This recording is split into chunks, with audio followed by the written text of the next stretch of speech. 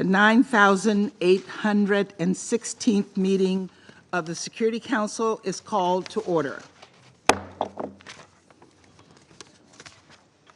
The provisional agenda for this meeting is maintenance of peace and security of Ukraine. The agenda is adopted.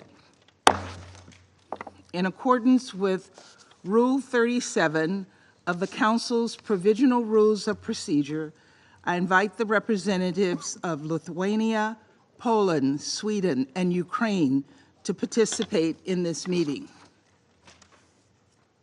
It is so decided.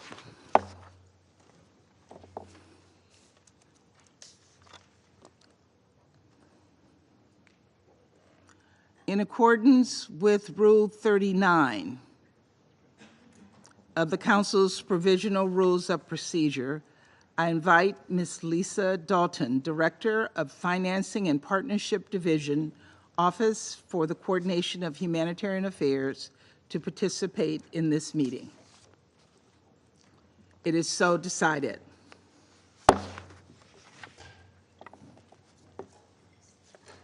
In accordance with Rule 39 of the Council's Provisional Rules of Procedure, I also invite the following to participate in this meeting: His Excellency Mr. Stavros Lambrinidis, Head of the Delegation of the European Union to the United Nations, and His Excellency Mr. Paul Beresford-Hill, Permanent Observer of the Sovereign Order of Malta to the United Nations. It is so decided. The Council will now begin its consideration of item 2 of the agenda. I now give the floor to Ms. Lisa Dalton. Thank you, Madam President. Madam President, members of the Security Council, thank you for this opportunity to update you on the humanitarian situation in Ukraine. This discussion is particularly urgent as the conflict and its catastrophic impacts grind on into another winter. Daily attacks continue, inflicting death, injury, and untold suffering on ordinary Ukrainians, and destruction and damage to civilian infrastructure. Near the front line, people live life on the edge. They face constant shelling and impossible choices, flee in perilous conditions, leaving everything they have, perhaps for the second or third time, or stay and risk injury or death. This is no idle concern. Dozens of civilians have been killed in recent attacks in the regions of Zaporizhia, Donetsk, Kharkiv, Kherson, joining the thousands whose lives have already been claimed by this brutal war. And as the use of long-range weapons has steadily increased since July, so has the civilian toll. November saw a particularly deadly increase. Last month, long-range weapons killed 65 civilians and injured 372 across 11 regions of Ukraine, double the number of October. Madam President, as temperatures start to drop as low as minus 20 degrees Celsius in some places, our concerns for civilians intensifies, particularly in light of widespread damage to critical infrastructure. Since March this year, Russian armed forces have conducted repeated, large-scale coordinated attacks against Ukraine's energy infrastructure. According to UNDP, more than 60% of energy generation facilities have now been damaged. Going into the coldest months of the year, civilians' access to electricity, gas, heating, and water have been severely affected.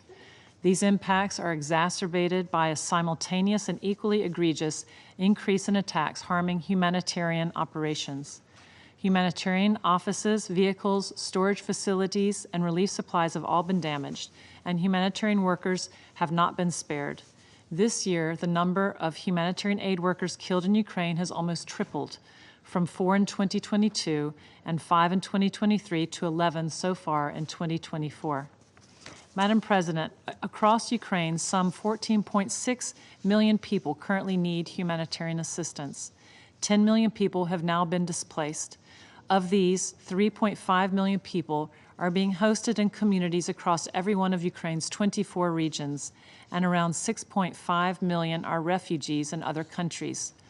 This displacement is having a disproportionately negative impact on women and girls, particularly older women. Their exposure to gender-based violence has been heightened, and their access to support services hindered. Madam President, grappling with the freezing conditions and the dangers posed by missile attacks, the humanitarian community is doing all it can to provide people with the support they need. In 2024, more than 630 humanitarian organizations have provided at least one form of assistance to 7.7 million people across Ukraine.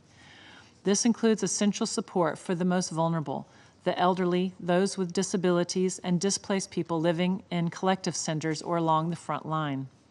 And OCHA and our humanitarian partners are working to increase funding to women's organizations, recognizing their critical role in the provision of life-saving care, safe spaces, and advocacy for women's rights amid conflict.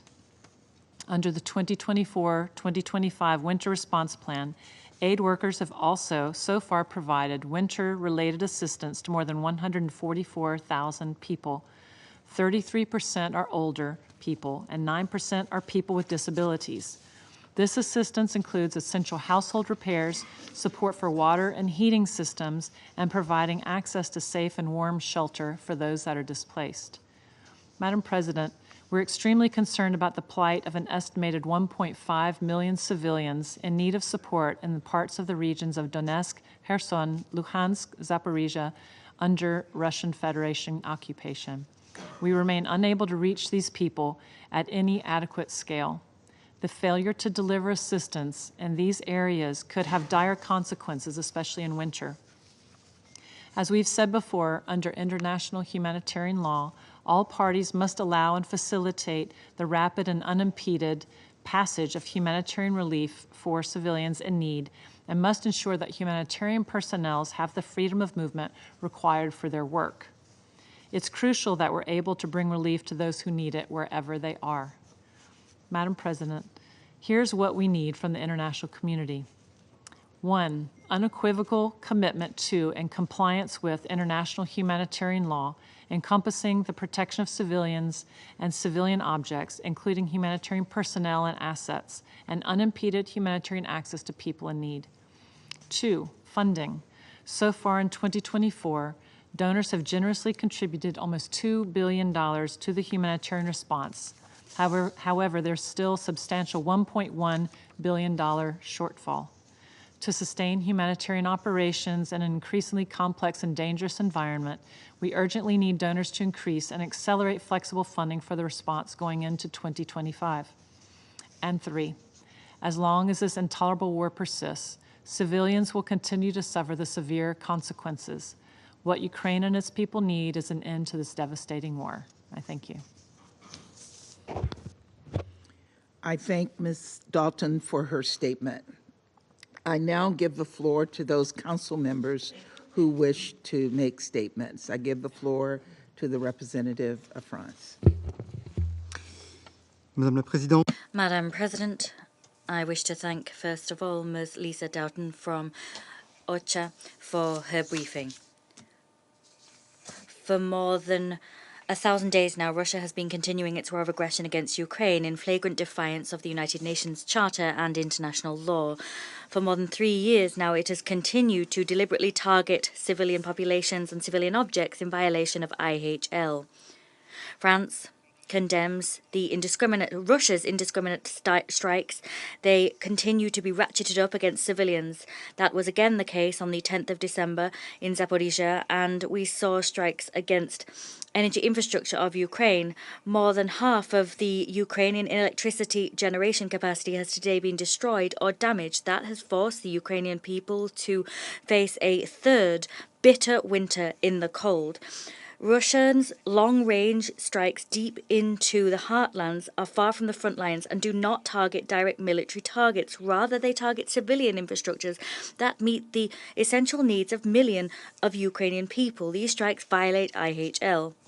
We recall that it is incumbent upon Russia to uphold IHL and the humanitarian principles of distinction and proportionality. Russia must cease its deliberate strikes against civilians and civilian infrastructure. Madam President, France condemns the war crimes committed in Ukraine. Russia utilizes sexual violence as a weapon of war. Russia has forcibly transferred and deported Ukrainian children. Russia is once again listed in the latest annual report of the SG on children and armed conflicts. Russia is responsible for manifold human rights violations in occupied territories and for violations of humanitarian law against Ukrainian prisoners of war. The fate of 1.5 million Ukrainian people in the occupied territories is of concern. Russia must allow the access of humanitarian organizations to those people.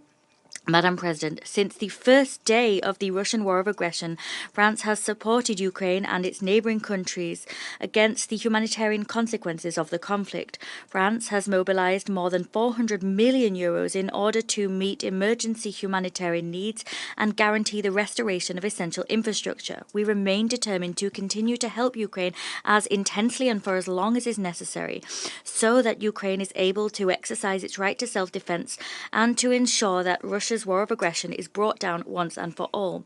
France remains committed to upholding IHL and international human rights law. France hails the conclusion of Ukraine's ratification process of the ICC's Rome Statute.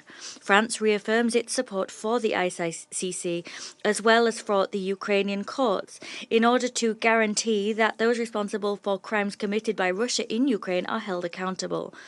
Respecting these rights is an integral part of a comprehensive, just and lasting peace in accordance with the resolutions adopted by the UN General Assembly. I thank you. The representative of France for their statement. I now give the floor to the representative of Ecuador. Gracias.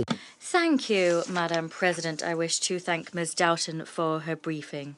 Since the beginning of the invasion in Ukraine, more than 12,000 civilians have lost their lives and 27,000 have been wounded.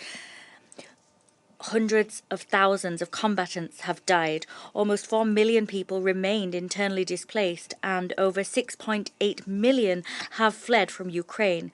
In the Russian region of Kursk, 130,000 civilians have had to be evacuated as a result of hostilities, and many have lost their lives. 40% of the Ukrainian population depends on humanitarian assistance, and 55% of that number is women and girls.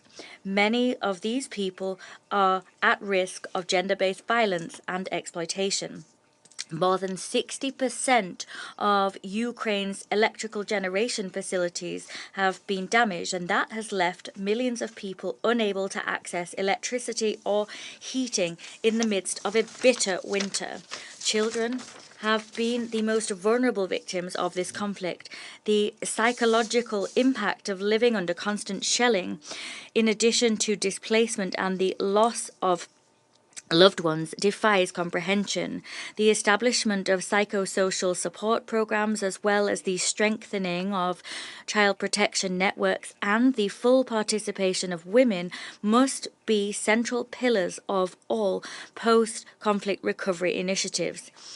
Ultimately, what we're seeing is a constant threat hovering over the civilian population, particularly in communities closest to the front lines of this unjustifiable war. President, colleagues, against this backdrop, the work of the United Nations and of humanitarian organizations has been a beacon of hope for millions of people.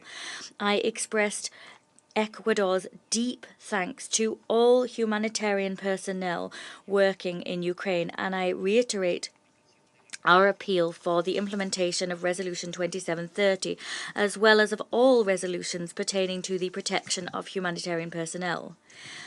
As co-penholder of the humanitarian file in Ukraine over the last 2 years, Ecuador has advocated for a person-centered approach, and one which focuses on mitigating human suffering. At a critical global juncture, at a time when we're seeing a dizzying rise in conflicts which deliberately erode global norms and structures designed to protect civilians, Ecuador will time and time again hammer home the obligation that parties have to protect the civilian population, protect civilian infrastructures, and comply with the principles of distinction, proportionality, and precaution as provided for under international humanitarian law. The recent attack against IAEA personnel on the road leading to the Zaporizhzhia power plant is deplorable, and Ecuador calls upon parties to exercise the utmost restraint in order to avoid a nuclear disaster, even an accidental one. Madam President, Excellencies, whilst Ecuador's mandate as an elected member of this council is coming to an end, our commitment to the principles we have upheld remains here and remains unwavering. On the 24th of February 2022, the central principles of the Charter were violated. That is, independence, sovereignty, and territorial integrity of a state. They were violated. Colleagues, the invasion of Ukraine defied once again, yet again, another fundamental principle of international law, namely, the fact that there can be no territorial conquest through the use of force. Such conquest is null and void. There can be no such conquest through the use of force. Ecuador is convinced that even when military action is undertaken, efforts designed to adopt diplomatic and political measures to resolve the problem must continue and even be stepped up. The civilized conscience of humankind and that of all peoples of our globe repudiate war. Diplomacy, hearing the cries of the people, must leverage its full determination in the quest for peaceful and good faith solutions. History has taught us that to build a genuine peace, we must examine the roots of a conflict, just as we must current and future circumstances. Despite the fact that parties seem to be digging in their heels to resolve conflicts using military means, we must remain unwavering in our search for negotiated solutions which make peace possible through the restoration of the rule of law. This war has gone on for too long, and as it intensifies, the number of victims and suffering will only increase. I wish to conclude once again reiterating how grateful Ecuador is to the Secretary General for his efforts to bring about peace. Once again, I beseech this Council and the international community to step up their diplomatic efforts to put an end to this war, so that once and for all we can bury the spectre that is the nuclear threat. The people of Ukraine, the people of Russia, and the world are calling for, and they deserve, peace. Thank you, Madam President. I thank the representative of Ecuador for their statement. I now give the floor to the representative of the Russian Federation. Madam President, we see today's meeting as a desperate attempt by the sponsors and the puppeteers of the Kiev regime to keep Ukraine afloat as a topic in the Security Council. And this under conditions when a large part of the international community is objectively losing interest in this topic. This comes as no surprise because of late, the Ukrainian President Zelensky, past his expiration date, managed to discredit the Kiev authorities to such an extent that it's only Ukraine's accomplices who dare to express support for it, those who inspired and supported the anti-constitutional coup d'etat in February of 2014.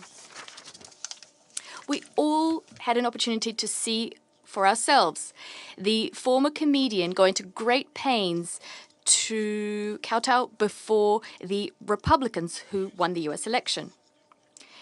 He's been trying to shift the focus from the fact that Kiev had bet on the Democrats.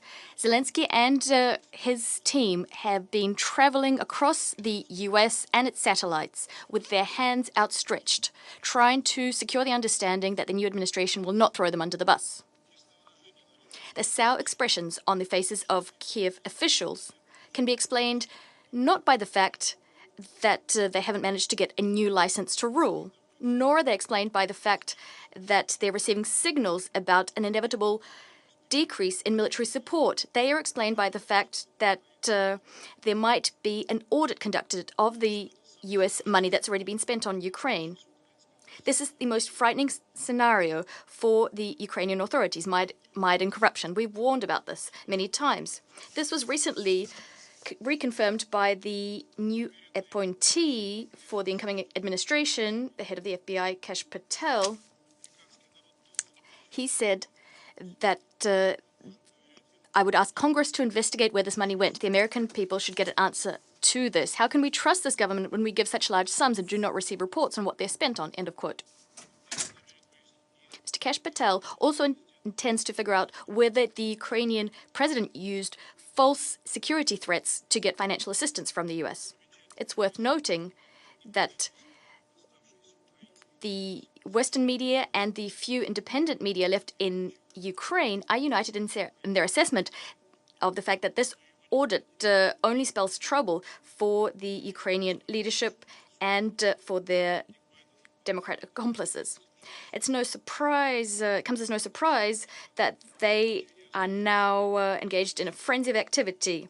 The National Security Advisor of President Biden, Jake Sullivan, was blunt. He said that the outgoing administration is going to do everything to give Ukraine every instrument to continue strengthening its position on the battlefield. He clarified that he is referring to en masse supplies of military equipment to spend every dollar which Congress has allocated by the time Biden leaves office, end of quote. Let me remind you that he's referring to a drawdown of $6.5 billion. However, as Western experts have pointed out, we're not referring to actual supplies of weapons to the Kiev regimes. It's practically impossible to do this in such a short period of time. What they're referring to is about how they're going to split the pie, how they're going to get kickbacks, which the incoming Trump administration intends to crack down on. We advise everybody to get their popcorn ready. There's going to be a lot of fuss in the coming months. The supplies of Western weapons and Western support to keep the Kiev posse afloat is something we're going to discuss at a separate meeting, which we requested for the 20th of December. Colleagues, according to a recent Gallup poll, over half of Ukrainians are in favor of ending the conflict as soon as possible and are ready to accept inevitable territorial concessions. We know how biased Western sociologists are, which means we have every reason to believe that the real figure is much higher. The real sentiments in Ukrainian society can be seen in the fact that over 100,000 people have deserted, and Ukrainians on the whole are unwilling to fight for this inhumane, corrupt regime which has usurped power in Ukraine in violation of the constitution. It is also confirmed by the fact that Ukrainians have been fleeing the free-for-all unleashed by the Ukrainian authorities, moving to Russia en masse, returning to ex-Ukrainian territories which are now part of Russia. Having picked up on these sentiments and receiving signals from Washington which are not reassuring, the heads of the Kiev junta have of late lowered expectations. They, and specifically the president, are not waxing lyrical as much about the peace plan. They're talking about ideas about how we can settle the crisis. This showy peace-loving should do nothing to fool us. They are united in the fact there is a common denominator. All of these ideas are a rehash of the Zelensky formula. Also, they are impossible to implement in practice, as they do not address the root causes of the Ukrainian crisis. In fact, this, just like the ideas of the turncoat Western politicians, all of this boils down to freezing the conflict along the contact line, giving up the territories which are now part of Russia, as well as security guarantees.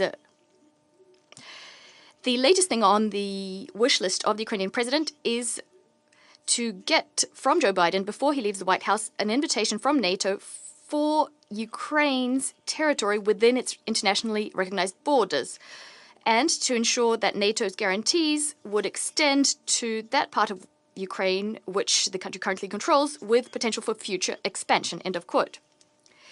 Even if we cast aside this very rich idea, we'd like to remind you that no freezing of the conflict with the Russian Federation is agreeable to us. We saw for ourselves with the Minsk agreements that we cannot trust neither the Kiev junta nor the West. We understand full well that the whole point of this exercise is to give the regime in Kiev a breather on the battlefield so that they can lick their wounds and rearm. There can be no discussion about NATO having a role in settling the Ukrainian crisis. NATO and the prospects of membership therein have been part of the problem since the very beginning, not part of the solution. If we analyze this new mindset which the president has recently espoused, we call everyone to look at what's happening, not at what people are saying. And here everything is clear. Through its actions, the Kiev regime is continuing to opt for confrontation and raising the stakes. This is confirmed by the ongoing strikes using Western high-precision weapons, including the strikes on the 11th and 13th of December on military objects in Taganrog and Orel, using long-range Western missiles. Let me remind you that in an interview to Time magazine, Donald Trump said that these actions were stupid and a serious escalation. He said, and I quote, "I disagree very vehemently with sending missiles hundreds of miles into Russia. Why are we doing that? We're just escalating this war and making it worse." End of quote. We hope that these words uttered by the incoming president will be commented on by our US colleagues today. The Ukrainian leadership, past its expiration date, does not want to resolve the situation, and in fact they repudiated Hungary's proposal to introduce a Christmas ceasefire and an exchange of prisoners. On our side, we drew up a list of prisoners, but the Zelensky regime once again rudely, categorically rejected to take over 600 Ukrainian servicemen back. They've been in Russia for over a year. It's an open secret that ordinary Ukrainians who ended up on the front owing to the forcible mobilization are of no concern to the Kiev regime. They only want to trade militias from nationalist battalions as well as foreign mercenaries, which took part in military hostilities against Russia. The last thing I want to say about these pseudo-peace initiatives from the president, I'd like to remind everyone that the decree dated October 2022 banning negotiations with the Russian leadership has to date not been revoked. So draw your own conclusions as to whether Ukraine's statements and calls are genuine.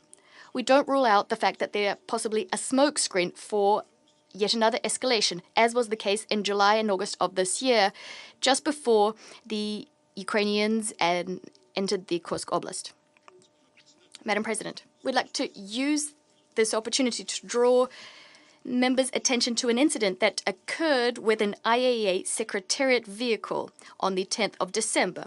This occurred during a planned rotation of IAEA experts at the ZNPP. There were strikes on a vehicle that was transporting IAEA staff. The Russian motorcade was going back after it drove experts to the contact line, and it was also attacked. Thankfully, there were no victims.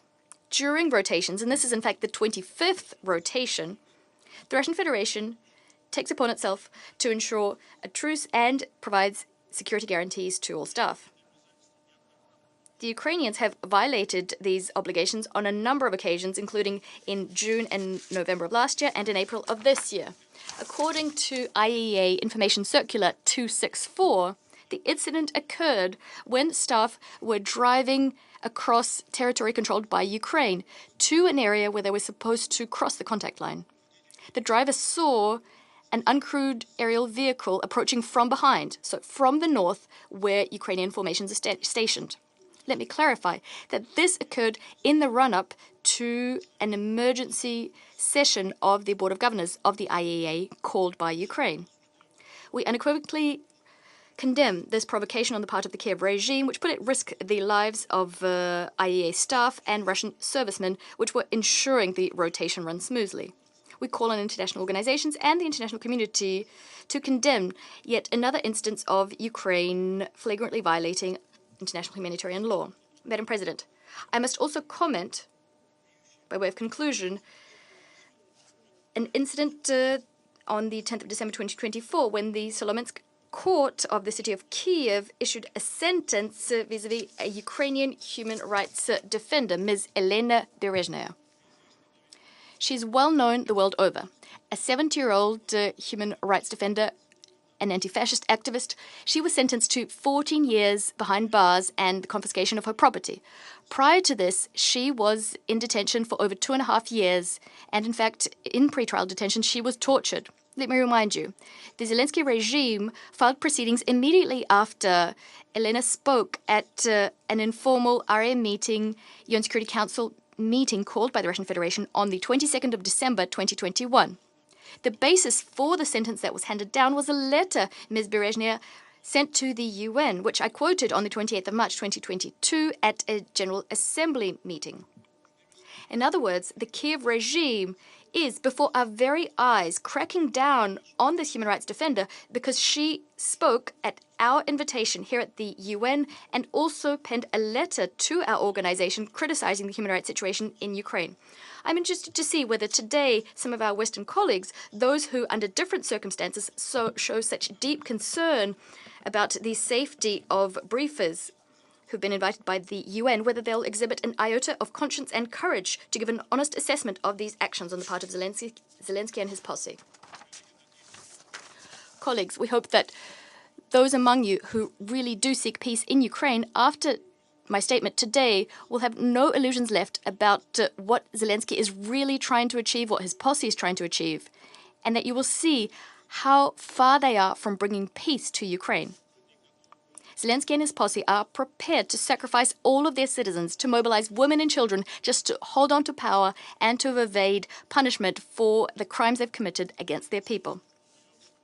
But the end of the criminal and rapacious regime is near. The front line is coming undone across the board. The territory under Ukraine's control is shrinking by the day. Meanwhile, Ukrainians are more actively seeking peace and refusing to go and fight.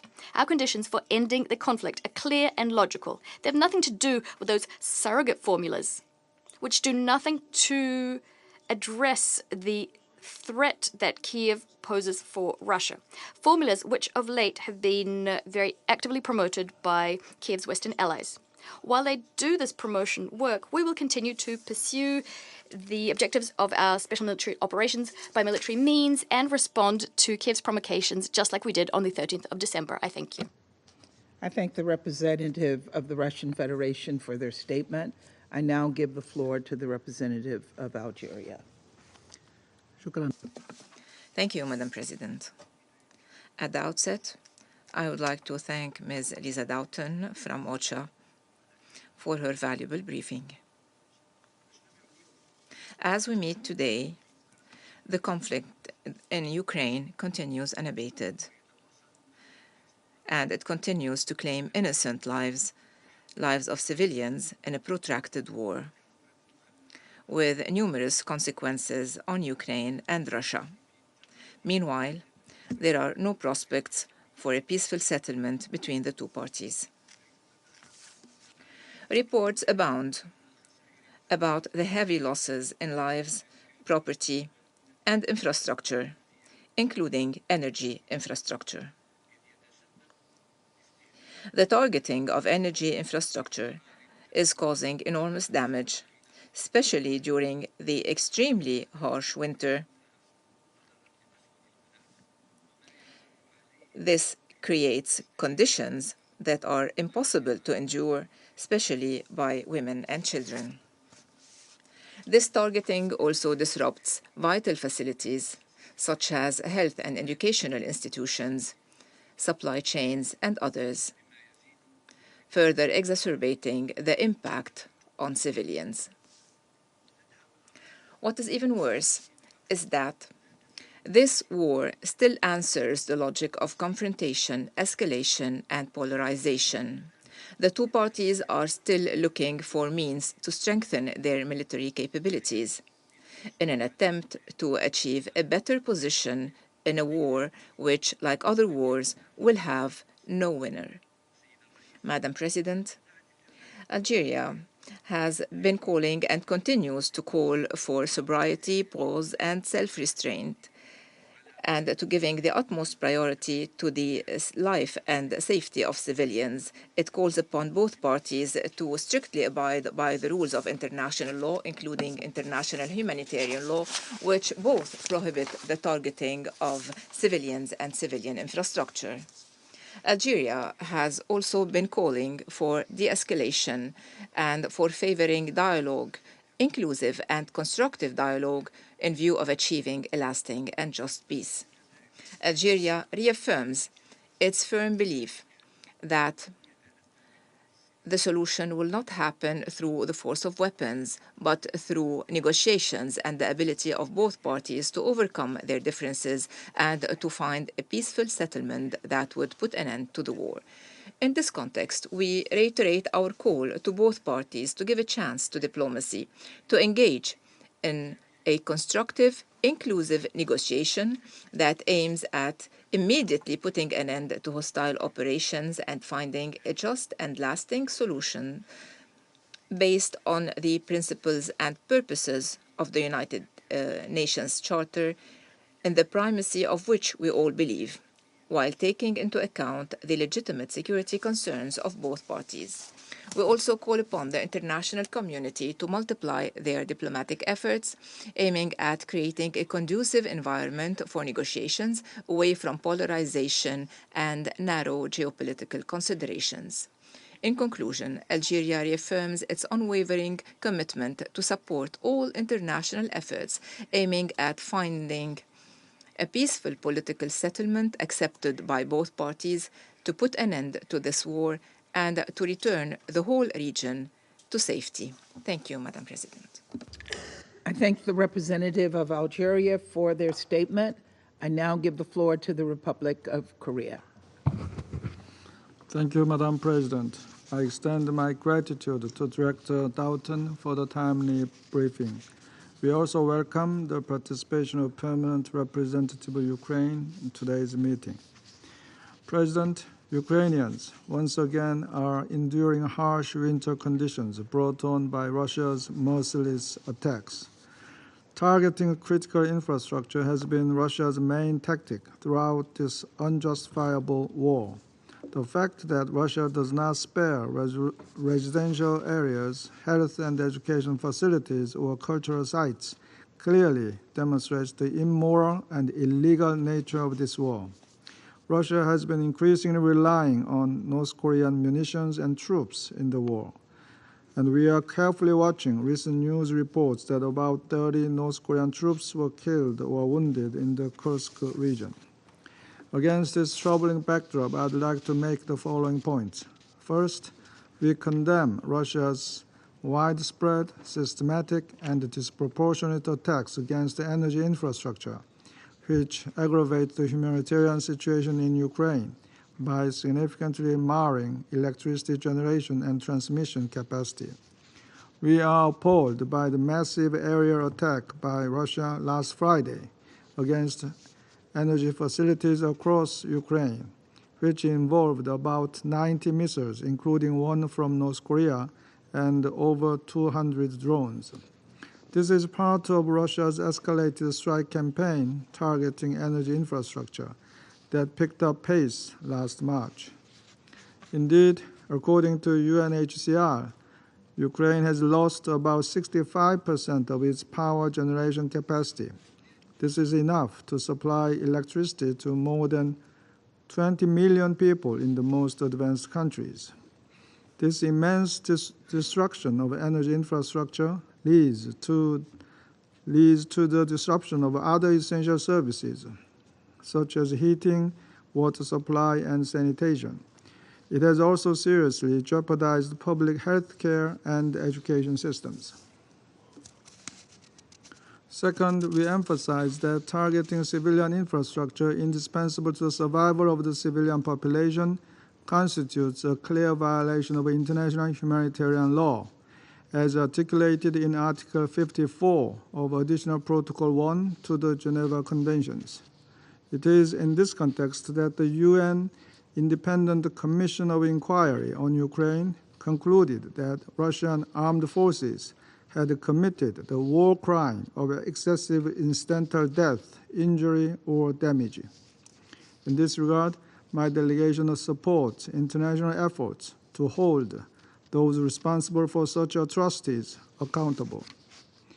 Third, we are deeply worried about risks to the stable operation of nuclear power plants, as Russia has recently stepped up its attacks against substations and transmission facilities directly connected to nuclear power plants in Ukraine. This has led to a significant reduction of electricity generation in Ukraine and even risks the most devastating consequences that this war could possibly cause, a grave nuclear accident. In this regard, we echo the IAEA Secretary General's concerns about the safety of Ukraine's nuclear power plants. Russia must immediately stop its attacks on them. Madam President, Russia's illegal invasion has already caused unbearable suffering for the people of Ukraine. Moreover, its impacts keep reverberating across the global community, undermining energy and food security worldwide. Russia must end this war by immediately withdrawing its troops from the internationally recognized territories of Ukraine.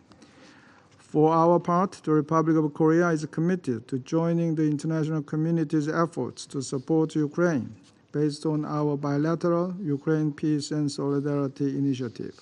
I thank you, Madam President. I thank the representative of the Republic of Korea for their statement. I now give the floor to the representative of Slovenia. Thank you, Madam President. I'd like to thank Director Doughton for her briefing. Madam President, anywhere we look, we see signs of the war intensifying. In the past year, the situation on the ground has been continuously worsening for the civilian population, with a significant increase in civilian casualties. The Human Rights Monitoring Mission to Ukraine verified over 1,400 deaths and injuries in September alone, the highest number in 2 years. Civilians in frontline and displaced communities already face dire living conditions, and with winter setting in, the situation is deteriorating by the day. While the humanitarian needs of the civilian population are growing, humanitarian access is in peril as a result of increasing insecurity and attacks against humanitarian facilities. World Food Programme alone has reported losing access to 160 frontline communities.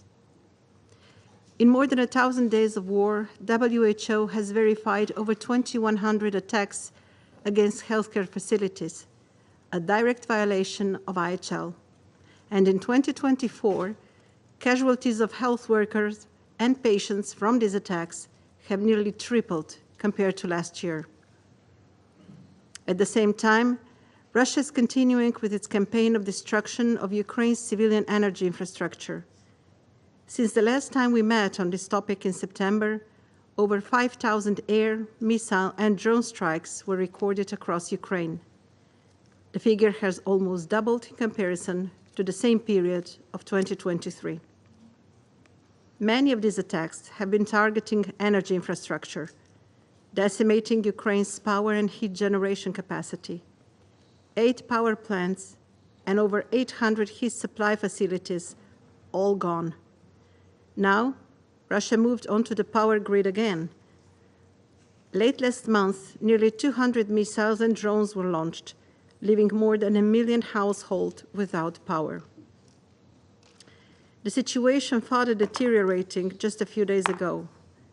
As temperatures plunged below 0 degrees centigrade across Ukraine, Russia launched one of its largest aerial attacks, with nearly 300 drones and missiles, again, directed against civilian energy infrastructure. These hideous attacks are clearly not directed against legitimate military targets and are an evident violation of the international humanitarian law. Colleagues, grave violations of international humanitarian and human rights law must not go unpunished, and the perpetrators must be brought to justice.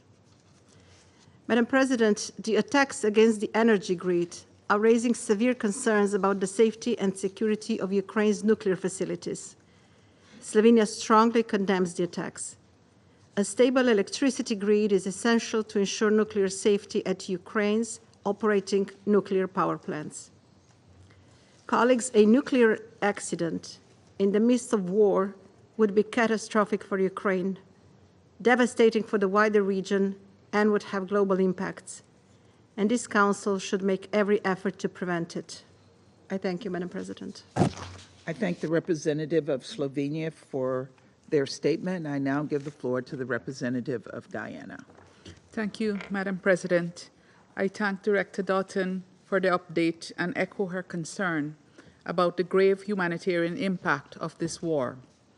The sobering statistics heard this afternoon once again underscore the fact that civilians are bearing the brunt of this conflict. Despite repeated calls by the international community for full adherence to international humanitarian law and the principles of distinction, precaution, and proportionality, civilians continued to be harmed in indiscriminate attacks and civilian infrastructure destroyed. Moreover, the continuous attacks against energy infrastructure heightened concerns about more power outages in the cold winter months. These attacks have already disrupted access to essential services across Ukraine, impacting the most vulnerable, older people, low-income households, people with disabilities, and those who are internally displaced. This situation cannot be allowed to continue. The parties must uphold their obligations under international humanitarian law, including the prohibition on deliberate and direct attacks against civilians and other protected persons and objects. We call for immediate action to ensure full, unhindered humanitarian access, including in occupied areas, and call upon the international community to use whatever influence possible to urge the parties to comply with their obligations under international law. Madam President, Guyana also registers its grave concern about the precarious situation surrounding Ukraine's Zaporizhzhia nuclear power plant, and the fact that attacks have not only been directed at the plant, but more recently against an IAEA vehicle and staff. We deplore such attacks and demand that the parties to the conflict take all necessary measures to ensure the safety and security of IAEA staff and property and safeguard the integrity of the plant. Guyana again stresses the urgency of resolving this conflict through peaceful means. The longer it is allowed to continue will only heighten the risk of even graver consequences for all concerned. We further reiterate our call for the Russian Federation to immediately withdraw its military forces from the internationally recognized territory of Ukraine, and for the parties to commit to a serious political and diplomatic process toward ending the conflict. The parties must be encouraged to engage in good faith and to bring an end to the suffering of the millions of men, women, and children in Ukraine and Russia. Pending the outcome of such a process, the parties must prioritize the rule of law and the welfare of civilians. In closing, Guyana stresses the urgency of resolving this conflict through peaceful means. We remain supportive of all efforts of the United Nations Secretary General and other willing partners who have been working diligently toward peace and are prepared to do our part. I thank you. I thank the representative of Guyana for their statement. I now give the floor to the representative of Malta. Thank you, President, and I also thank Ms. Houghton for her sobering briefing. During the last 4 weeks, we have continued to witness a steady and increasing escalation in Russia's illegal war of aggression in Ukraine. The list of escalatory measures is deeply concerning. It includes the launch of several missile and drone attacks against Ukrainian cities, including the capital Kyiv, to the deployment of a new ballistic missile on the battlefield. The systematic targeting of Ukrainian civilian infrastructure, in particular energy infrastructure, is unacceptable. These attacks are being conducted with the sole intent of damaging Ukraine's energy capacity amidst the ongoing cold temperatures, with winter only days away. This Council must reiterate in no uncertain terms its call on all parties to fully uphold international humanitarian law, and in particular the principles of distinction, proportionality, and precaution. The international community must stand with Ukraine while it prepares to face another winter engulfed in a conflict with a relentless barrage on its energy infrastructure. President, Malta continues to call for full and unfettered safe access for all humanitarian workers currently operating on the ground in Ukraine. OSHA's updates on the humanitarian needs of the Ukrainian people are sobering. the war has displaced more people in Europe than what we have witnessed since the Second World War. Malta also reiterates its deep concern regarding the provision of military assistance from DPRK and Iran to the Russian Federation, as well as the deployment of troops from the DPRK on the front lines in Ukraine. We call on all states to stop supporting and enabling Russia's illegal war of aggression. We also reiterate the need for full accountability for all crimes committed by Russia and Ukraine, and reaffirm our support to the ongoing work of the ICC, the Independent International Commission of Inquiry on Ukraine, and the Register of Damage for Ukraine. Furthermore, we reiterate our support for the establishment of a special tribunal for the prosecution of the crime of aggression against Ukraine. President, this Council must redouble efforts and strive to achieve a comprehensive, just and lasting peace in Ukraine, in line with the UN Charter. During the remainder of our term on the Council and beyond, we will continue to support all efforts aimed at achieving such goals. Until then, Ukraine has the right to defend itself under Article 51 of the UN Charter. We once again call on the Russian Federation to immediately end the war it started and to withdraw all its troops and military equipment from the entire territory of Ukraine within its internationally recognized borders. I thank you. I thank the representative of Malta for their statement. I now give the floor to the representative of China. President, I thank Director Dalton for her briefing. As the crisis in Ukraine drags on, ordinary people have suffered immensely. In conflict areas, many large-scale infrastructures have been damaged. Food, daily necessities, and other daily necessities are severely lacking. And basic public services such as water, electricity, and heating are difficult to guarantee. According to the statistics from OCHA, as a result of the war, more than 14.6 million people in Ukraine are in urgent need of humanitarian assistance, and 3.5 million have been displaced. Less than half of the 2024 humanitarian appeal for Ukraine has been fulfilled. As another winter approaches, people are struggling to survive the war and the severe cold, and the humanitarian situation is very worrying. China once again calls on the parties to the conflict to exercise calm and restraint, strictly observe international humanitarian law, and refrain from attacking civilians and civilian infrastructure.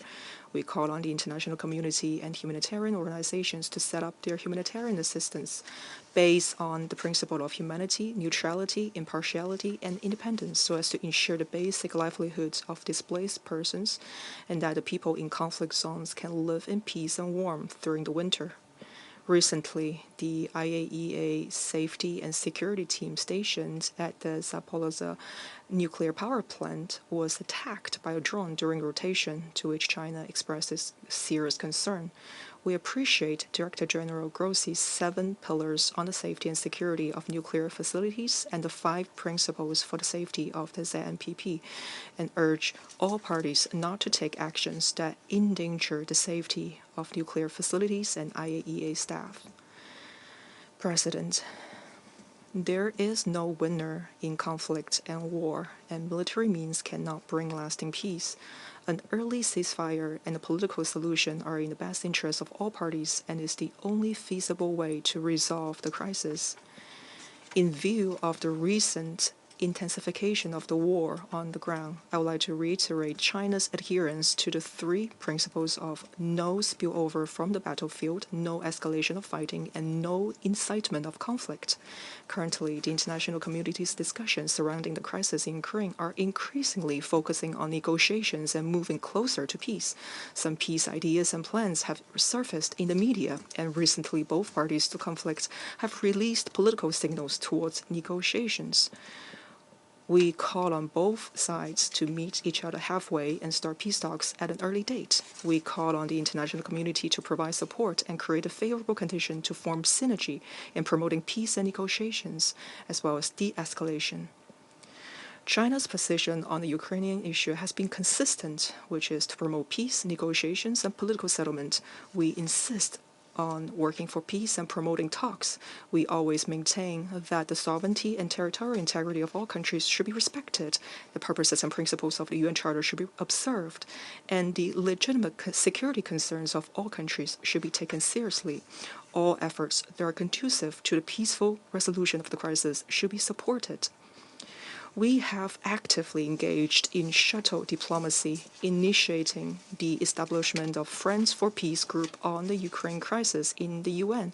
With countries of the Global South, such as Brazil, we have only one goal in mind: to mobilize voices for peace, promote consensus for peace, and support efforts for peace. We hope that the dawn of peace will arrive soon, and that the people who have suffered so much from the war will soon return to a life of peace and tranquility.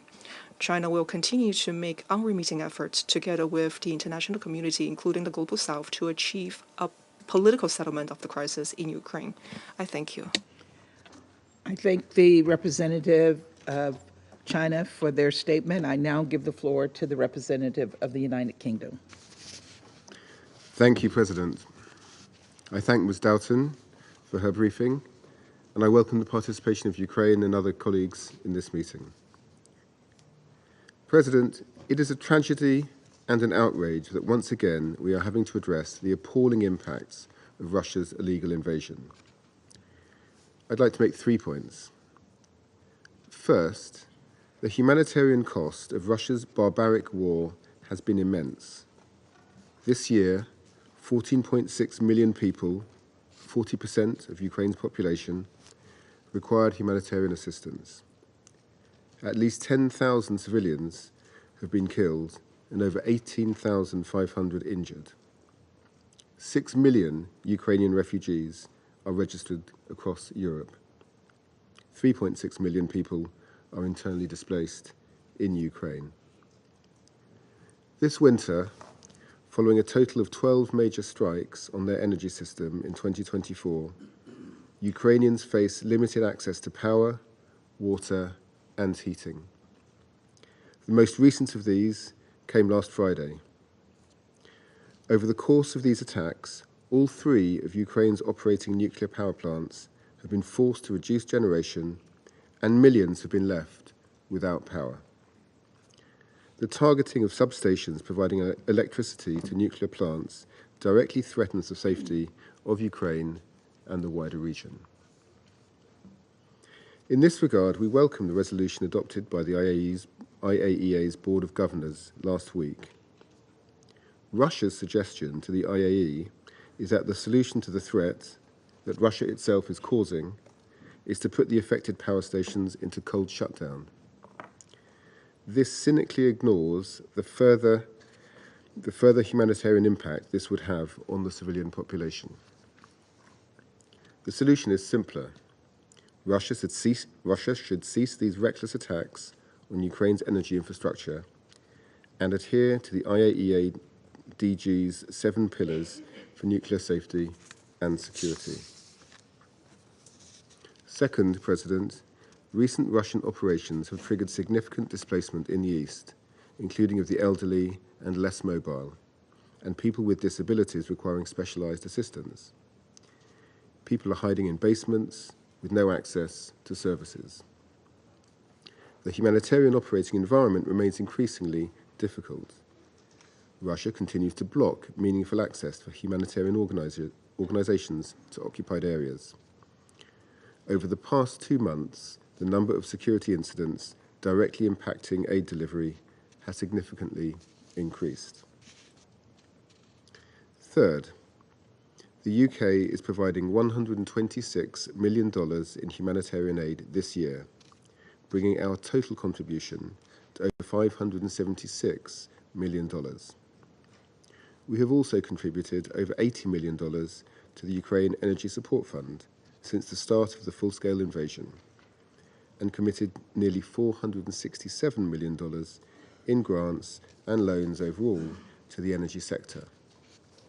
Continued provision of air defence to defend Ukraine against Russian strikes remains vital. In conclusion, we call on the Russian Federation to uphold its commitments under the UN Charter by withdrawing its troops from Ukraine and ending this brutal war. I thank you. I thank the representative of the United Kingdom for their statement. I now give the floor to the representative of Sierra Leone. Thank you, Madam President. Let me thank Ms. Lisa Doughton, Director of the Financing and Partnership Division of OCHA, for a very insightful briefing. Nearly 3 years have passed since the onset of the conflict in Ukraine, and the heavy bombardments and airstrikes continue to cause civilian casualties and widespread destruction. Homes, schools, hospitals, and vital civilian infrastructure, including energy systems, have been severely damaged, leading to an ongoing and dire humanitarian crisis. As we enter yet another winter season in Ukraine, Sierra Leone underlines the critical need to address the impact of the conflict on Ukraine's infrastructure, particularly its energy systems, and the immense challenges this poses for civilians during the winter months. According to the Wilson Center, Ukraine is facing a severe energy crisis this winter, exacerbated by attacks on its energy infrastructure in March, April, and in August 2024. With a peak demand of 18 gigawatts on freezing days, that is minus 10 degrees Celsius or 14 degrees Fahrenheit, only 12 to 13 gigawatts will be available. And even with 1.7 gigawatts of potential imports from Europe, there remains a significant shortfall. Daily blackouts could last 10 to 12 hours, with the situation worsening due to further attacks. These prolonged outages will strain critical services, including water supplies, ultimately placing lives at risk. The extreme cold this winter will further exacerbate the toll on the population and put tremendous pressure on an already overstretched healthcare system. The lack of heating, electricity, water, and gas will make daily life unbearable, particularly in high-rise buildings that rely on electricity for elevators and water pumps. This may trigger a renewed wave of internally displaced persons and refugees, as some areas of Ukraine could become uninhabitable. It is also reported that Ukraine's energy infrastructure has been regularly targeted since the start of the conflict in 2022, with significant damage to substations, power plants, and transmission lines. The occupation of the Zaporizhzhia nuclear power plant alone has reduced Ukraine's power generation capacity by 6 gigawatts. Madam President, the extent of the damage to Ukraine's energy infrastructure is stark. Since 2022, 18 combined heat and power plants, 800 heating facilities, and critical gas storage systems have been damaged. In 2024 alone, over 400 missile and drone strikes have targeted energy sites, including 7 thermal plants, 4 hydroelectric plants, 17 substations, and a gas storage facility, resulting in a 9 gigawatt loss in capacity. By August 2024, nearly 50% of energy facilities were offline, requiring an estimated $1 billion for repairs. $1 billion, I'm sorry. A major attack in August left 8 million households without power, marking Kiev's first blackout since 2022. Sierra Leone is thus deeply concerned about the devastating impact this continued targeting of energy infrastructure has had on the provision of essential services to Ukrainian civilians. The International Energy Agency reports that Ukraine faced a significant power deficit over the summer of 2024 when generation capacity fell 2.3 gigawatts short of peak demand, despite electricity imports from neighboring countries. This summer deficit led to daily power cuts across Ukraine, disrupting daily life and economic activity. While Ukrainian citizens have showed resilience in the face of these hardships, the lack of electricity for essential services such as elevators and water pumps has made life increasingly difficult. The full effects of this crisis were partially masked by a warmer weather during the summer. But as winter set in, this situation is going to get worse. Sierra Leone echoes the IEA's assessment that Ukraine's energy infrastructure is extremely fragile heading into this winter season. Despite ongoing repair efforts, much of the lost capacity may not be recoverable, and the pace of repairs may not keep up with the scale of new damage from further attacks.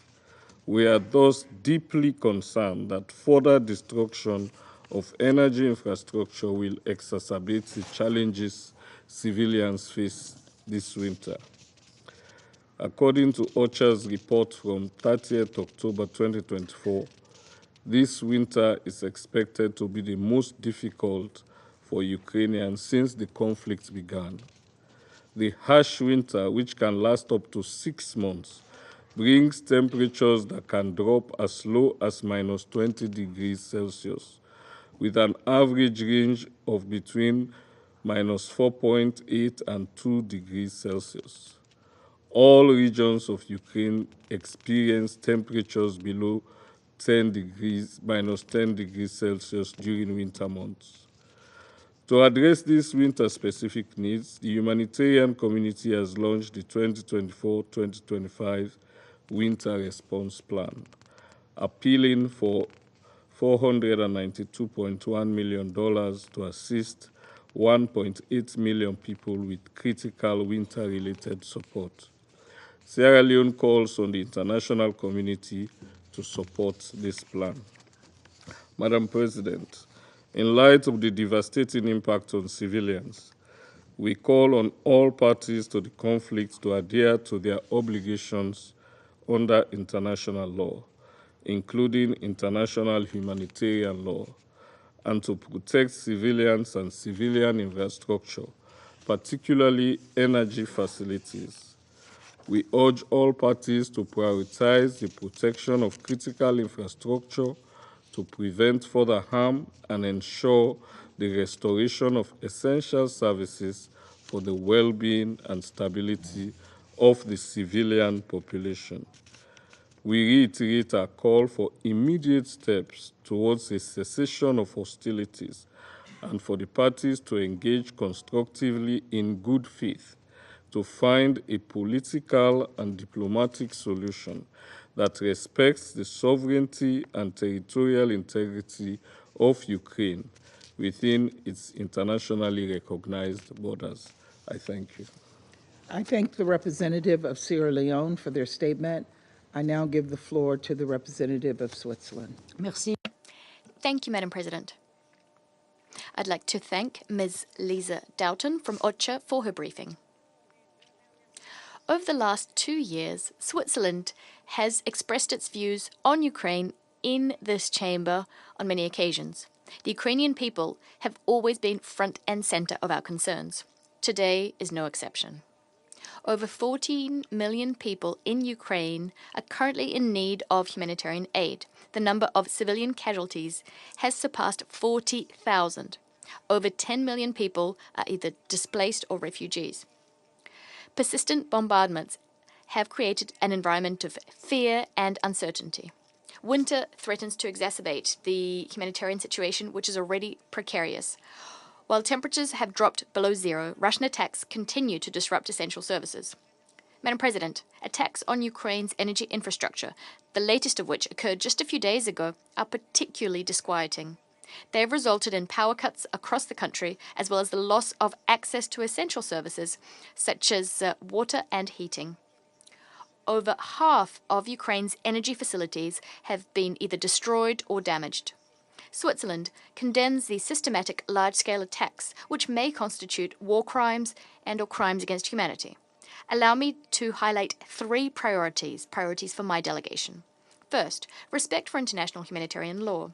The principles of distinction, precaution, and proportionality must be respected by all parties to the conflict at all times. Reports from the Human Rights Monitoring Mission and the Independent International Commission of Inquiry on Ukraine indicate that attacks on electricity infrastructure are likely to violate these fundamental principles. Switzerland calls on Russia to immediately cease these attacks. Accountability for all violations of international humanitarian and international human rights law must be ensured. On this note, we take note of the arrest warrants issued by the International Criminal Court and reiterate our support for the ICC. Second, addressing humanitarian needs. Months of systematic attacks on civilian infrastructure are threatening access to basic services, severely jeopardizing the supply of water and electricity. Power outages are disrupting daily life throughout the country, affecting millions of people, and disproportionately hitting the most vulnerable, including the elderly, those with disabilities, and internally displaced persons. They are preventing people from accessing education and healthcare, as well as hampering communication. Switzerland is therefore stepping up its efforts to protect the most vulnerable in keeping with the UN's Winter Response Plan for Ukraine. Third, ensuring nuclear safety and security. Damage to Ukraine's energy infrastructure poses a serious risk to nuclear safety. The International Atomic Energy Agency, the IAEA, has emphasized the need for a stable electricity grid to ensure the safe operation of nuclear facilities. Switzerland urges all parties to fully respect international law as well as to adhere to the 7 pillars for nuclear safety and security, in addition to the 5 principles that we established here in this Council. We reiterate that the safety of all IAEA experts on mission is of the utmost importance. We therefore condemn the attack against them on the 10th of December 2024. Madam President, the repercussions of the war for the Ukrainian population will be felt for months, if not years. Switzerland applauds the tireless efforts of humanitarian actors, including the indispensable contribution made by Ukrainian organizations and volunteers who, often putting their lives in peril, continue to provide vital assistance to people in need. We'd like to pay tribute to over 50 humanitarian aid workers who have been killed or injured in Ukraine this year. We call for full, rapid, safe, and unfettered humanitarian access to all civilians in need, including close to the front line and in the occupied territories. The protection of humanitarian personnel is essential so as to ensure that aid reaches those who need it most. The protection of civilians remains a fundamental priority. We reiterate our call on Russia to end its military aggression and withdraw its troops from all Ukrainian territory.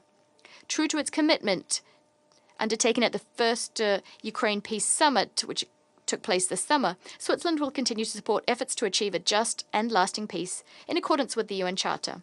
Beyond our mandate here on the Council, the Ukrainian people will remain front and center of our concerns and our support. I thank you. I thank the representative of Switzerland for their statement, and I now give the floor to the representative of Mozambique. Thank you, Madam President. I wish to thank the United States for organizing this meeting and Ecuador and France for requesting the meeting. We extend our appreciation to Ms. Lisa Doughton, Director for Financing and Partnerships Division, OCHA, for her insights on this subject.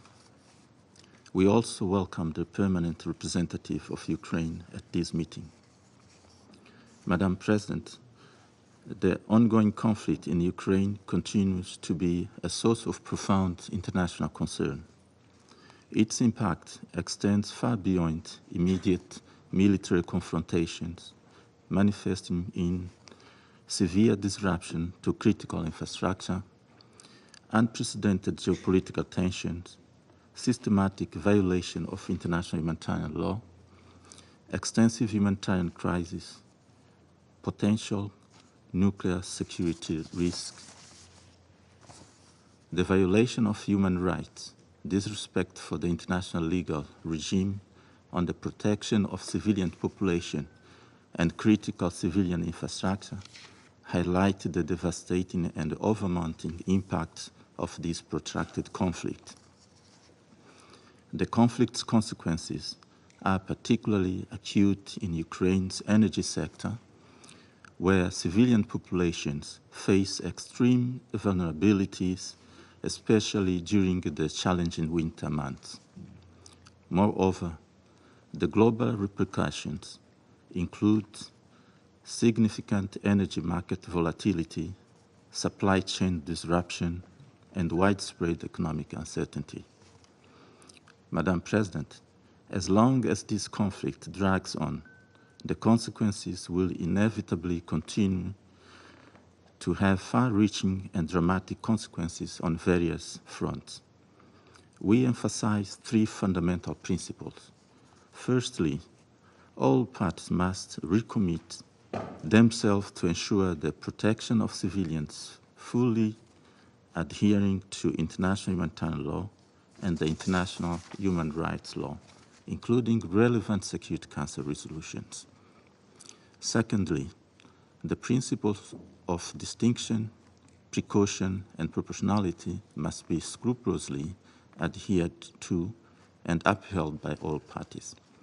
Thirdly, reaffirming the importance of the International Atomic Energy Agency's 7 pillars for nuclear safety and security during an armed conflict, as outlined by the International Atomic Energy Agency, and the 5 principles for ensuring nuclear safety and security at Zaporizhzhia nuclear power plant.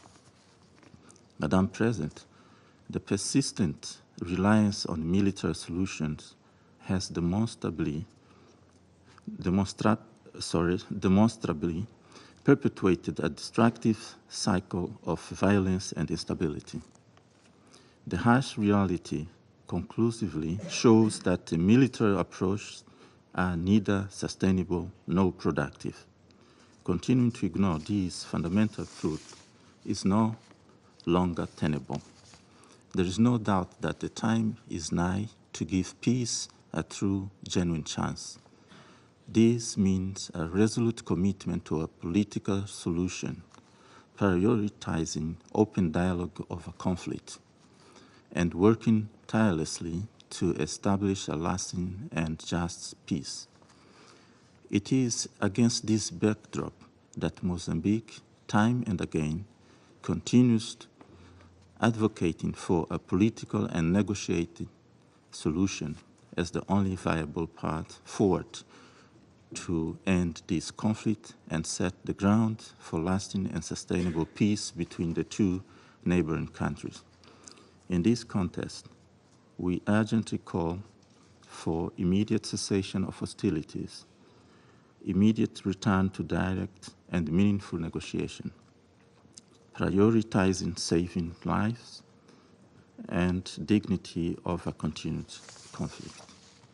Finally, the moment has unequivocally arrived to provide peace a genuine opportunity. This demands a resolute commitment to political dialogue, prioritizing diplomatic engagement over military confrontation, and working tirelessly to establish a lasting and just peace between the neighboring countries. I thank you, Madam President. I thank the representative of Mozambique for their statement. I now give the floor to the representative of Japan. Thank you, Madam President. I thank Ms. Stoughton for her sobering briefing. Since the day Russia started its aggression against Ukraine, in a blatant violation of the UN Charter, lives have been upended, cities shattered, and very principle of sovereignty and peace systematically trampled upon.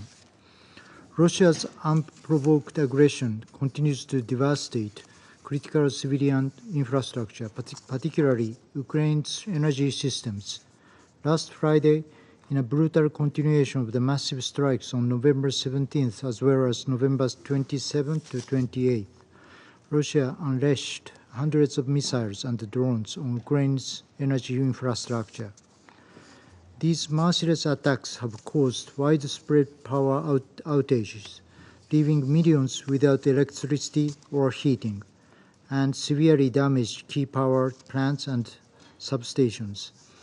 We are appalled by the scale of devastation and strongly condemn these attacks by Russia. Such attacks further exacerbate the humanitarian crisis in harsh winter. Alarmingly, this situation has entered a dangerous phase with the deployment of DPRK troops to Russia, now engaged in a combat against Ukraine. We are deeply alarmed by the deepening cooperation between the two. We condemn in the strongest possible terms this unlawful, unjustified, and unacceptable military cooperation, ignoring all the relevant Security Council resolutions. Madam President, the deliberate targeting of energy infrastructure is deplorable and has far-reaching consequences. Beyond energy systems, the ripple effects have impacted other facilities, including medical centers, straining already overstretched emergency services and placing first responders in grave danger from secondary strikes while they carry out life-saving missions. In this context, my delegation is deeply troubled by Russia's clear and persistent disregards of international law, particularly international humanitarian law. Targeting civilians and civilian infrastructure constitutes a flagrant breach of IHL. The global community must ensure that those responsible face justice, holding perpetrators of IHL violations and other egregious acts fully accountable. Madam President, Japan has been unwavering in its commitment to assist Ukraine in addressing the grave challenges stemming from these attacks.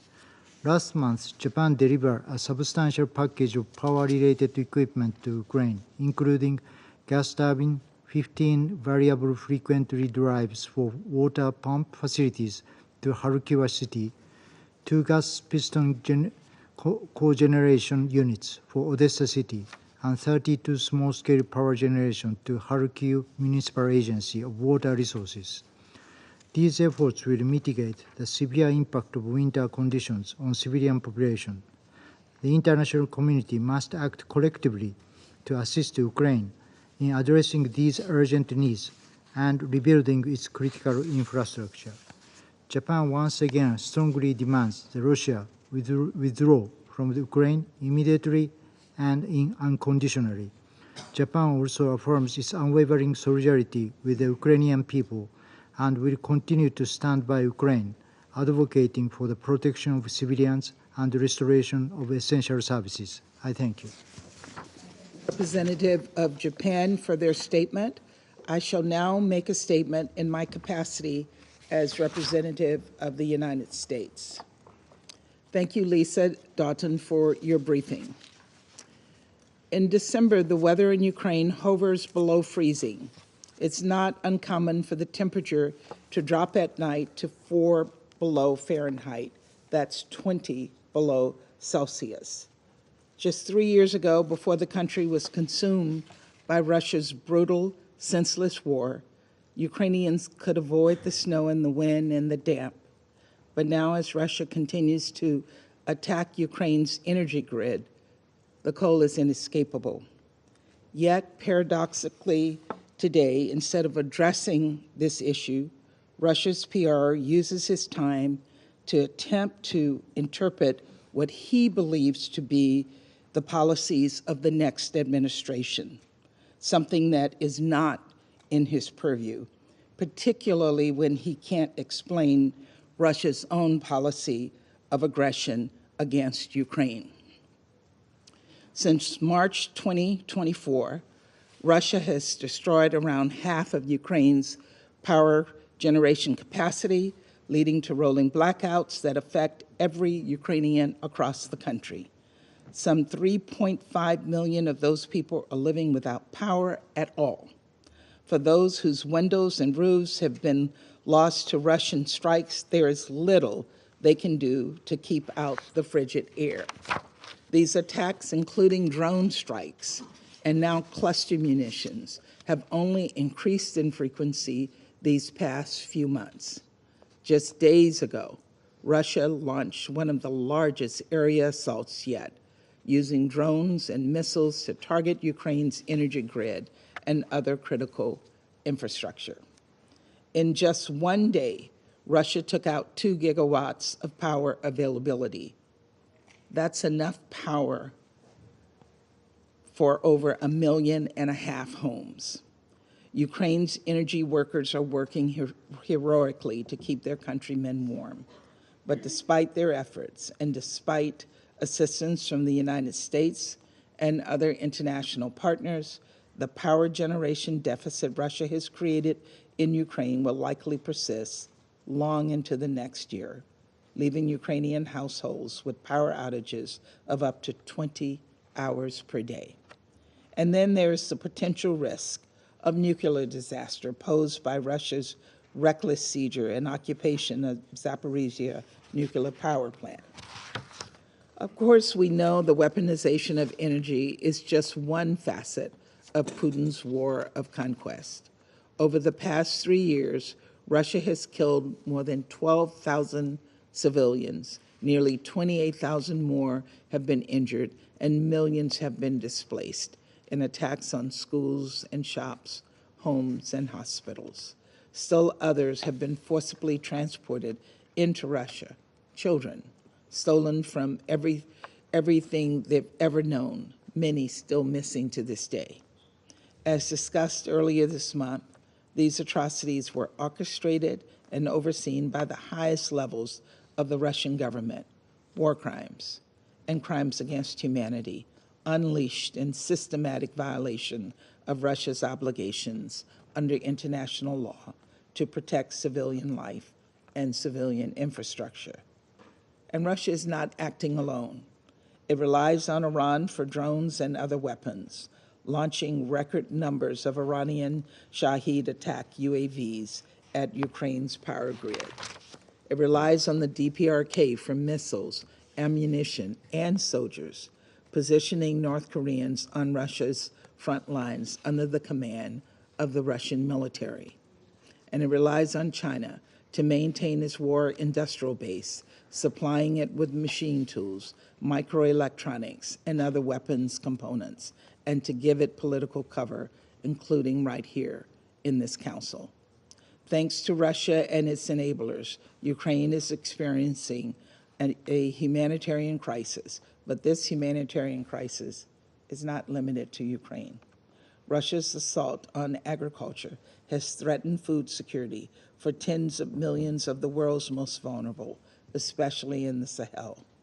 This destruction is compounded by Russia's attacks on merchant ships in the Black Sea and surrounding seaports, which have killed and injured dozens of people and only further impeded delivery of much-needed grain.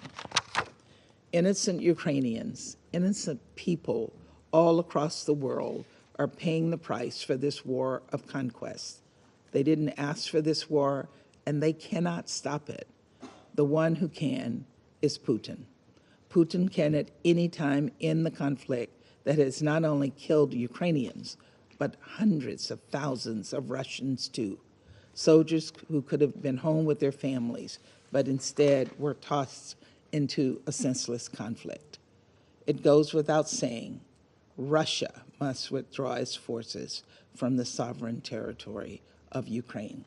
And Russia must pay for the damage it has caused in Ukraine through its violations of international law, including international humanitarian law and the UN Charter.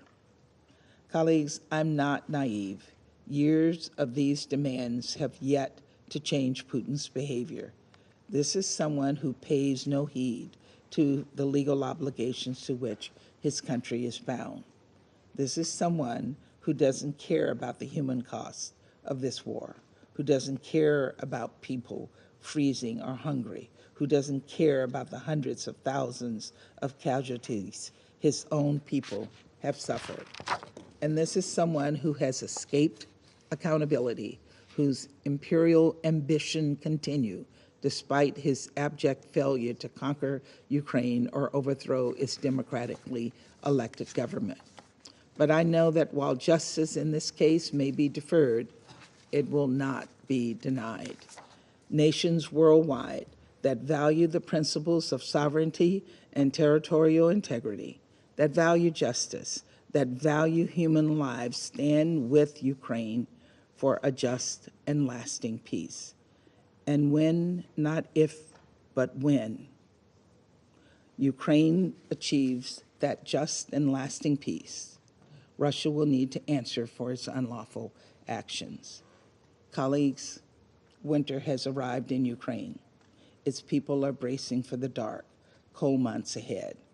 But let us be inspired by their resolve, by their willingness to defend their homes, their freedoms, their very identities, even in the most dire of circumstances, and maintain our resolve too.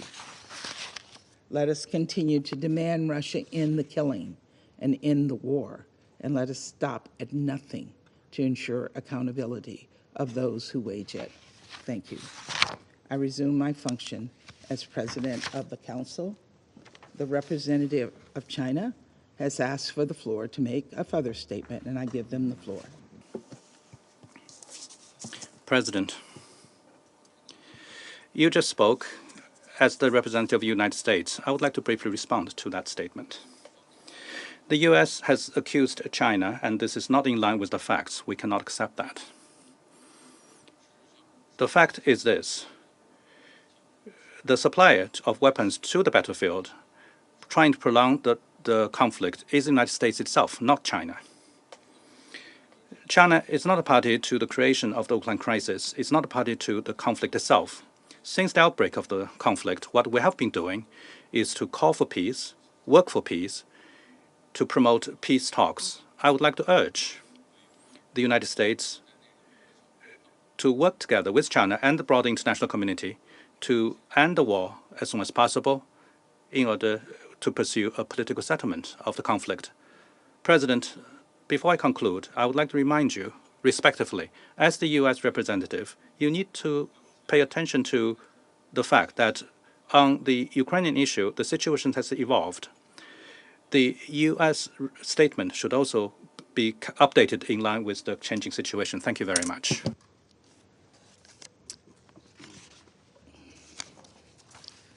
I shall make a further statement in my capacity as representative of the United States.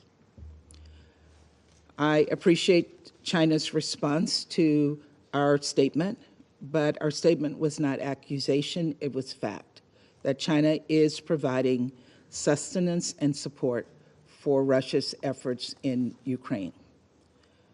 What we all want to see in Ukraine is peace, and that peace is about Putin pulling his troops out of Ukraine. Thank you very much. I resume my function as President of the Council, and I presume that the representative of China has asked for the floor to make a further statement, so I give him the floor. Thank you, President. I shall be very brief. We have not provided any lethal weapons to any party to the conflict. With regards to the dual-use items, we have exercised strict control. Along with the international community, we are working towards the peace, and this is what we've been doing, and we hope the U.S. will do the same. Thank you. Thank you. I thank the representative of China for his statement. I now give the floor to the, I'm sorry, I lost my way, to the representative of, of Ukraine. Thank you, Madam President. Distinguished members of the Security Council, Director Dutton, I also recognize here the residual presence of the Russian delegation in the Soviet seat. As the capo regime who keeps selling you popcorn, today, in a very perverse way, is trying to take on the mantle of the future FBI spokesperson. No doubt that the founder of the FBI, known as Charlie the Crook Chaser, is getting all shook up in his grave, ready to chase the Putin's envoy. We are grateful to France and Ecuador for initiating this meeting to highlight the dire humanitarian consequences of the Russian invasion for the people of Ukraine. The onset of the cold winter season has again exposed the fact that Russia's practice against Ukraine's civilian population amount to acts of genocide. By targeting critical energy infrastructure in an attempt to deprive Ukrainians of electricity, heat, and running water, Russia deliberately inflicts on them living conditions calculated to bring about their physical destruction in whole or in part. Such acts fall under one of the definitions of genocide as per 1948 Convention on the Prevention of and Punishment of the Crime of Genocide. Last Friday, December the 13th, Ukraine faced one of the largest attacks yet against its energy system. 94 missiles and 193 drones targeted critical energy facilities across the country. It's worth noting that our air defense systems, including F-16 fighter jets, successfully intercepted 84 of these missiles. We reiterate our profound gratitude to all allies who continue to bolster Ukraine's defense capabilities. Their contributions are not only acts of solidarity, but also critical measures in the prevention of genocide, a noble and principled commitment that will be forever held in esteem by history. It is alarming that Russia again targeted facilities crucial for the stable operation of Ukraine's nuclear power plants. 5 out of 9 operating reactors had to reduce power following Friday's attack. It speaks volumes that this happened less than 24 hours after the IAEA Board of Governors adopted its resolution on implications of unstable energy infrastructure critical to safety and security of nuclear power plant. Ukraine is grateful to all states that voted for this document. It is clear, however, that when dealing with Moscow, the strengths of diplomacy must be backed by the strengths of weapons and sanctions. Moreover, as Russia attacks not only Ukrainian energy facilities, but also IAEA convoys, as did on December the 10th on a road in the Zaporizhzhia region. Madam President, last Friday's strike was the 12th carried out by Russia against our energy infrastructure in 2024 alone. For these strikes, Russia used about 1,100 missiles, both cruise and ballistic ones. I reiterate, this is the number of missiles launched against energy facilities only. Russia continues to use munitions containing toxic chemicals, and we have documented 4,950 cases since February 2023. More than 2,000 Ukrainian servicemen suffered from chemical poisoning. Today, the Security Service of Ukraine issued a notice of charges against Russian Lieutenant General Kirillov, who ordered the use of chemical weapons against Ukraine servicemen. A lot of other deadly weapons remain in Russian stockpiles, mostly from the Soviet times. Guided aerial bombs are among the deadliest. In just 1 week, Russia launched almost 500 guided aerial bombs on Ukrainian positions as well as residential areas of Ukrainian cities. According to the Office of the High Commissioner for Human Rights, in September-November alone, Russia's guided aerial bombs killed 108 civilians and injured 755 in Ukraine, representing 25% of all civilian casualties in the period. Modifications of these weapons have extended their range, exposing cities at a distance of several dozen kilometers from the front line to unprecedented threats. Last week, the city of Zaporizhzhia sustained 2 terrorist attacks by Russia. On December the 6th, a guided aerial bomb killed 11 local residents. 8 victims burned to death in their cars following the explosion, including 14-year-old Tanya and 11-year-old Katya. 24 civilians were injured, among them 3 children. In 4 days, on December the 10th, Russia again attacked Zaporizhzhia, this time with Iskander ballistic missile, hitting a private medical facility and nearby buildings. 11 people were killed, including 4 medical workers, and 22 were injured. The Kremlin also deliberately targets humanitarian personnel. Since February 2022, Russian forces have killed at least 99 Ukrainian rescuers and injured about 400 others. The deliberate targeting of civilians, children, and first responders is a war crime, which underscores the need for the international community to hold Russia accountable and to intensify efforts to protect Ukraine's most vulnerable populations. Humanitarian support is vital for Ukraine. We commend the work of the UN humanitarian team in Ukraine and express our gratitude to OCHA, UNHCR, IOM, UNICEF, UNDP, UNEP, UNFPA, and other UN agencies for their active engagement in addressing the ongoing humanitarian crisis. We also deeply appreciate the support provided by our global partners and donors. We call upon them, along with UN agencies and stakeholders, to keep Ukraine at the center of the global humanitarian agenda alongside other affected regions. Madam President, as long as Russia's war of aggression against my country lasts, the ordinary people will bear the heaviest burden. That is why achieving a comprehensive, just, and lasting peace in line with the UN Charter remains a key priority for Ukraine, and I believe the entire civilized world. This vision stands in stark contrast to what Russia demands under the guise of peace proposals. It is a demand to capitulate and voluntarily surrender our sovereignty, and this will never happen. Does anybody believe that Russia is interested in genuine peace while claiming the territories it has occupied and even those it has failed to occupy? It is just testing the strength of the democratic world's resilience, or rather its weakness. And if such weakness is demonstrated in the case of Ukraine, the world should be ready for new waves of Russian aggression sooner rather than later. Moscow will restore its offensive capabilities and learn from its mistakes. And then it will attack again, especially if Ukraine can no longer serve as a shield standing in the way of Russian aggression. The pace of Russia's rebuilding its war machine will depend on how effectively the sanctions are preserved and enforced, or how many loopholes allow Moscow to bypass current restrictions. Fossil fuel exports are a key source of funding for aggressive regimes.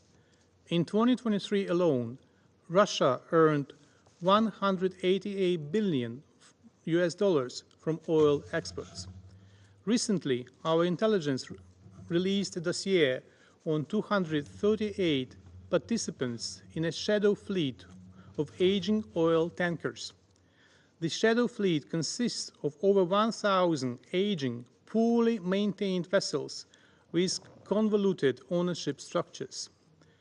With a combined deadweight of over 100 million tons, roughly 17% of the global oil tanker fleet, it represents a global challenge that literally fuels the Russian war. This shadow fleet is also a real ecological time bomb that could go off at any moment. This was demonstrated yesterday in the Kerch Strait, where 2 Russian tankers were crashed, with one of them simply splitting in half. This disaster caused an oil spill reportedly amounted to 4,000 tons of oil products. Given the poor technical condition of the Russian shadow fleet, the recurrence of such a disaster is only a matter of time if decisive action is not taken to deprive Russia of such a tool. Madam President, as we are approaching the 3rd anniversary of the 3-day military operation, it is obvious that Putin cannot defeat Ukraine militarily. Now he and his generals throw all available reserves onto the battleground in an attempt to grab more lands regardless of the losses. In October and November, Russian losses reach unprecedented levels, exceeding 40,000 soldiers per month.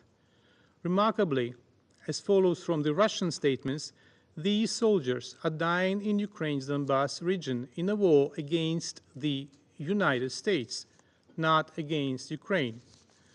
Moreover, Russia claims it has been attacked by the United States. You may consider it to be nonsense, and you will be right, but such nonsense circulated most recently by Russian Foreign Minister Lavrov on the sidelines of the OSCE ministerial meeting in Malta, and serves as a calculated purpose. By publicly labeling Ukraine's allies as Russia's primary enemies, the Kremlin sends a message of intimidation. We could do to you what we are doing to Ukraine. Genocidal destruction of energy infrastructure, medium-range ballistic missile strikes. These are the tools to intimidate the free world and discourage it from supporting Ukraine. However, these threats reveal that Putin himself is driven by fear. In truth, he dreads engaging directly with Ukraine's allies. This fear will persist as long as our allies demonstrate unwavering resolve in supporting us, particularly by enabling Ukraine to dismantle Russia's aggressive capabilities, in particular on Russian territory. The only factor that may alleviate his fears is our own weakness and readiness to capitulate, and this will never happen. Putin's envoy may issue threats to this council and indulge in the delusion of representing a superpower. However, the reality is starkly different. Russia's overextended neo-imperial ambitions are steadily unraveling. The Kremlin's intervention in Syria has culminated in failure, and the collapse of its ventures in Africa will follow. Putin's small victorious war against Ukraine will meet the same ignominious end. He knows this, just as he knows that his portraits will soon be reduced to rags, not only in Syria, but in Russia itself. The world must not succumb to the Kremlin's bluff. Peace can and will be secured through strength, for strength remains the only language that an aggressor comprehends. And I thank you. I thank the representative of Ukraine for their statement. I now give the floor to the representative of Lithuania. Thank you, Madam President. I have the honor to speak on behalf of the 3 Baltic states, Estonia, Latvia, and my own country, Lithuania. We also align ourselves with the statement of the European Union. Russia remains in blatant violation of the UN Charter, disregarding multiple UN General Assembly resolutions, including principles of UN Charter underlying a comprehensive, just and lasting peace in Ukraine, which was adopted in February 2023 with a majority of 141 votes. Russia also violates the order of International Court of Justice to immediately suspend all military operations in Ukraine. The suffering that Russia continues to inflict on Ukrainian civilians is intolerable. Contrary to its claims, Russia is systematically attacking the civilian population, often targeting rescue and humanitarian workers. In 2024, there were already over 280 incidents involving humanitarian operations and aid workers in Ukraine. We reiterate our appreciation and support for UN humanitarian assistance, the work of UNDP, OCHA, UNICEF, and other agencies, and their devoted representatives in Ukraine engaged in providing support to war-affected populations. Madam President, since 2022, millions of refugees from Ukraine escaping Russia's brutal war aggression have crossed borders into neighboring countries. Out of over 6 million refugees in Europe, more than 130,000 have received refuge in Baltic states.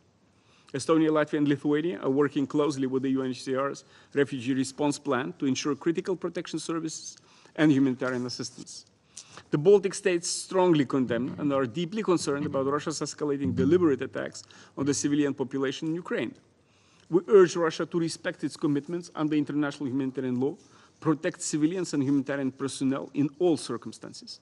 Particular attention should be given to protecting rights, safety, and well-being of Ukraine's children, especially those forcefully deported and illegally adopted in Russia. We demand their safe return and accountability for the perpetrators. According to the UN Human Rights Monitoring Mission in Ukraine, Russia is expanding its means and methods to target civilians. Verified data reveals a stark escalation. From January through November 2024, modified glide aerial bombs killed 341 civilians and injured 1,803, a threefold increase in fatalities and a sixfold increase in injuries compared to 2023. These aerial bombs carry large amounts of explosive material, making them highly destructive in urban areas.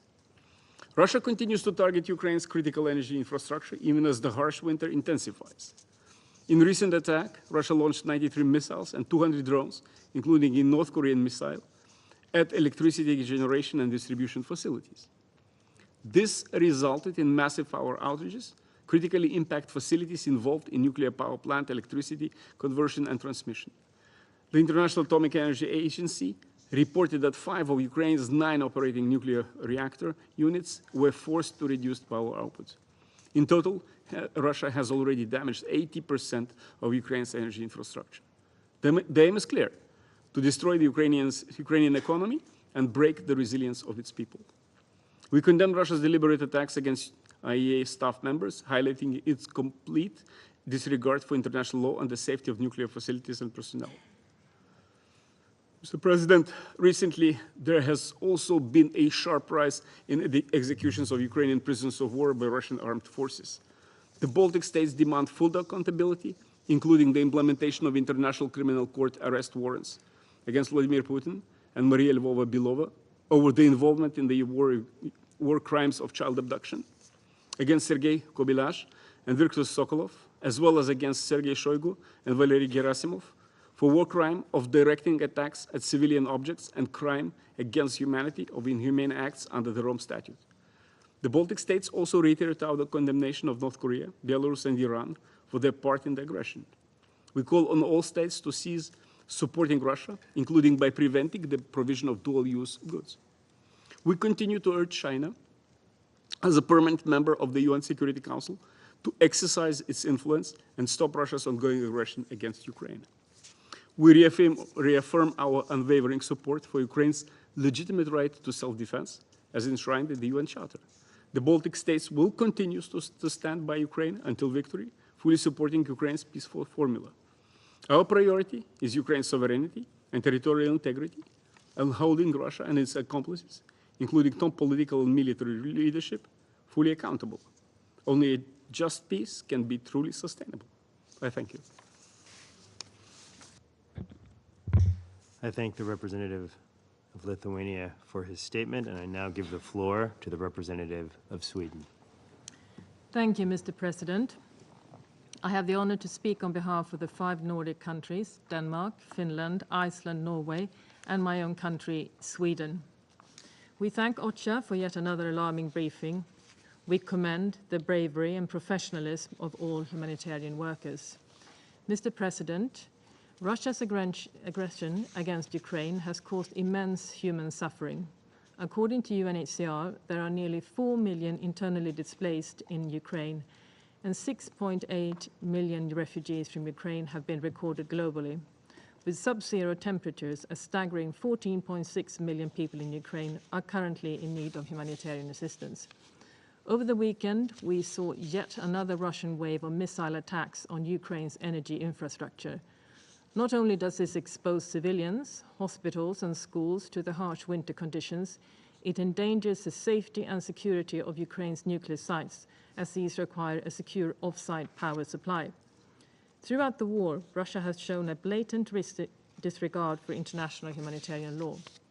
Humanitarian access to occupied areas has been denied, civilians and civilian objects have been consciously targeted, children have forcefully been abducted, and prisoners of war have been systematically tortured. Mr. President, these countless violations of international humanitarian law illustrate that Russia has chosen terror to achieve its political goal, the subjugation of Ukraine and the annexation of sovereign Ukrainian territory. Over the years, we have heard different Russian attempts to justify its aggression. Claims that Ukraine or NATO were poised to attack Russia served only one purpose: to hide the simple truth that Russia's actions were nothing but a violation of international law and the UN Charter. Mr. President, as the aggression continues, we need to remind ourselves that this is a Russian war of choice. Russia could end it tomorrow. The international community must remain firm in its support for a just and sustainable peace in line with international law, the UN Charter and relevant GA resolutions. Any illusion that Russia advocates a more equitable, just and fair world must be dispelled. When the international community sought to revitalize multilateral cooperation through the Pact for the Future, Russia attempted to derail it. When Ukraine prepared grain shipments to mitigate the global consequences of the aggression, Russia cynically targeted ships and port infrastructure in Odessa to stop the deliveries. Mr. President, Ukraine and its partners have been ready for peace since day one. However, a settlement where aggression is rewarded or where independent states are denied the right to decide its own security arrangements risks being neither sustainable nor conducive to international peace and security. Until a comprehensive, just and sustainable peace has been reached in line with international law and the UN Charter, we demand that Russia ensures safe, timely, and unimpeded humanitarian access to the temporarily occupied territories of Ukraine. We demand that Russia cease its attacks on civilians and civilian objects, and we demand that Russia allows the UN and the ICRC to visit Ukrainian prisoners of war. Mr. President, Russia's aggression and violations of international humanitarian law must come to an end. I thank you. I thank the representative of Sweden for her statement, and I now give the floor to His Excellency Mr. Stavros Lambrinidis, head of the delegation of the European Union to the United Nations. Thank you, Mr. President. Colleagues, I have the honor to speak on behalf of the European Union and its member states. The candidate countries North Macedonia, Montenegro, Albania, Ukraine, the Republic of Moldova, Bosnia-Herzegovina, and Georgia, as well as Andorra and Monaco, align themselves with this statement. I thank OCHA for its briefing. It reminded us of the devastating humanitarian toll of Russia's war of aggression. The EU commends the courage and professionalism of all humanitarian workers risking their lives to alleviate human suffering. Friends, in the coming weeks, many families in Ukraine would traditionally be celebrating the holidays together in the safety and warmth of their homes and loved ones. But for far too many, this period will instead be marked by mourning for lost friends and family members. For them, that is the reality of the illegal war. We once again call on Russia to immediately and unconditionally cease its large-scale and systematic attacks against Ukraine's civilian and energy infrastructure. Russia's plan to weaponize energy in order to pressure the Ukrainian people is unacceptable. This year, civilian casualties are at their highest level since the start of Russia's full-scale invasion. According to OECHR, at least 12,000 have been killed. Deliberately targeting civilians or civilian infrastructure is a war crime. These attacks also endanger nuclear safety and security, as nuclear sites need a secure off-site power supply. In the territories it currently occupies, Russia's large-scale human rights violations are well documented, including by the UN. We have also frequently heard in this chamber how Russia has cut off an estimated 1.5 million Ukrainians from humanitarian aid. We call on it to respect its obligations under international law in the territories it temporarily occupies and facilitate full, safe, and rapid and unimpeded humanitarian access. We are equally alarmed at Russia's treatment of Ukrainian prisoners of war and civilian detainees, as many others mentioned in this room. The UN has confirmed widespread and systematic torture and ill treatment, including sexual violence. There are numerous reports of executions by Russian forces. The European Union condemns prisoners' lack of access to the outside world and the denial of access for ICRC and other independent monitors. International humanitarian law, including the Third Geneva Convention, must be fully respected. We reiterate that Russia and its leadership must be held fully accountable for waging this war of aggression and for other crimes under international law, such as the ones I've mentioned. Humanitarian action in these winter months is particularly important, both within Ukraine and among Ukrainian refugee populations in neighboring states. As is the case for all crises around the world, the EU and its member states continue to contribute generously.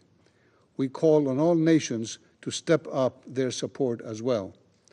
In Ukraine, we are providing an additional winter support package to repair damaged energy infrastructure, to improve connectivity within Ukraine and from the EU, and to stabilize the energy system.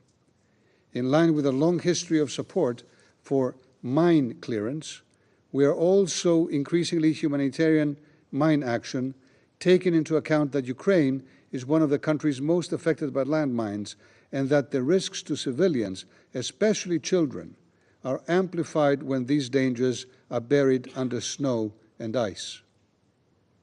We urge third countries to cease all assistance to Russia's war of aggression. This includes not only direct military support, but also a provision of dual-use goods and sensitive items that sustain Russia's military-industrial base. The EU strongly condemns the deepening military cooperation between the DPRK and Russia. The deployment of DPRK troops in Russia's illegal war of aggression blatantly violates UN Security Council resolutions.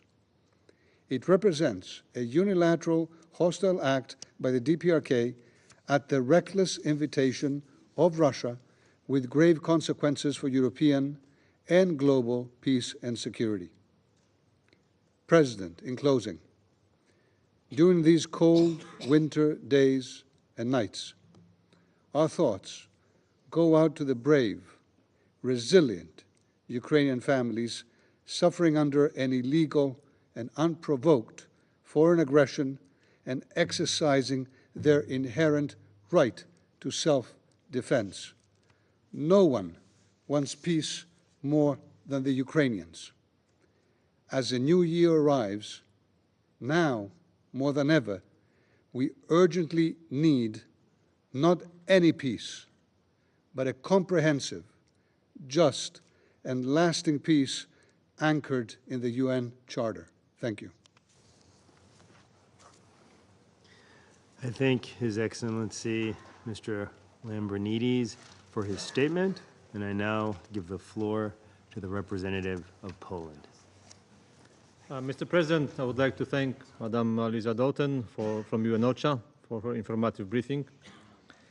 It is very clear that the humanitarian situation in many areas of Ukraine continues to deteriorate due to Russia's deliberate targeting of civilians and civilian infrastructure.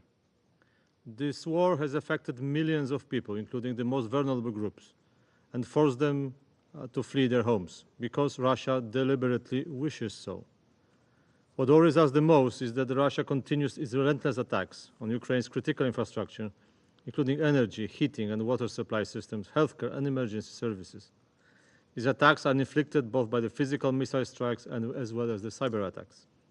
The destruction of energy infrastructure makes living conditions of Ukrainians uneatable this winter, and countless schools, hospitals and homes have no heating or running water, as we heard today.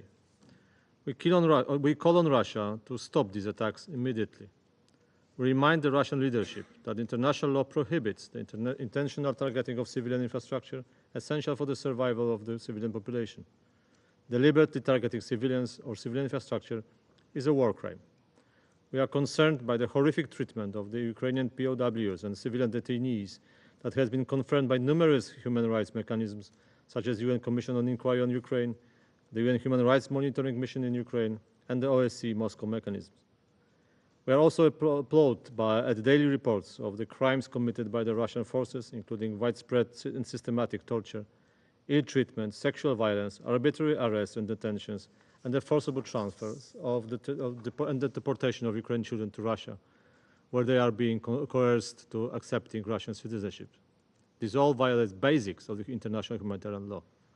Mr. President, Poland supports all multilateral and national efforts to hold Russia accountable for these violations and through relevant judicial institutions and compensation mechanisms.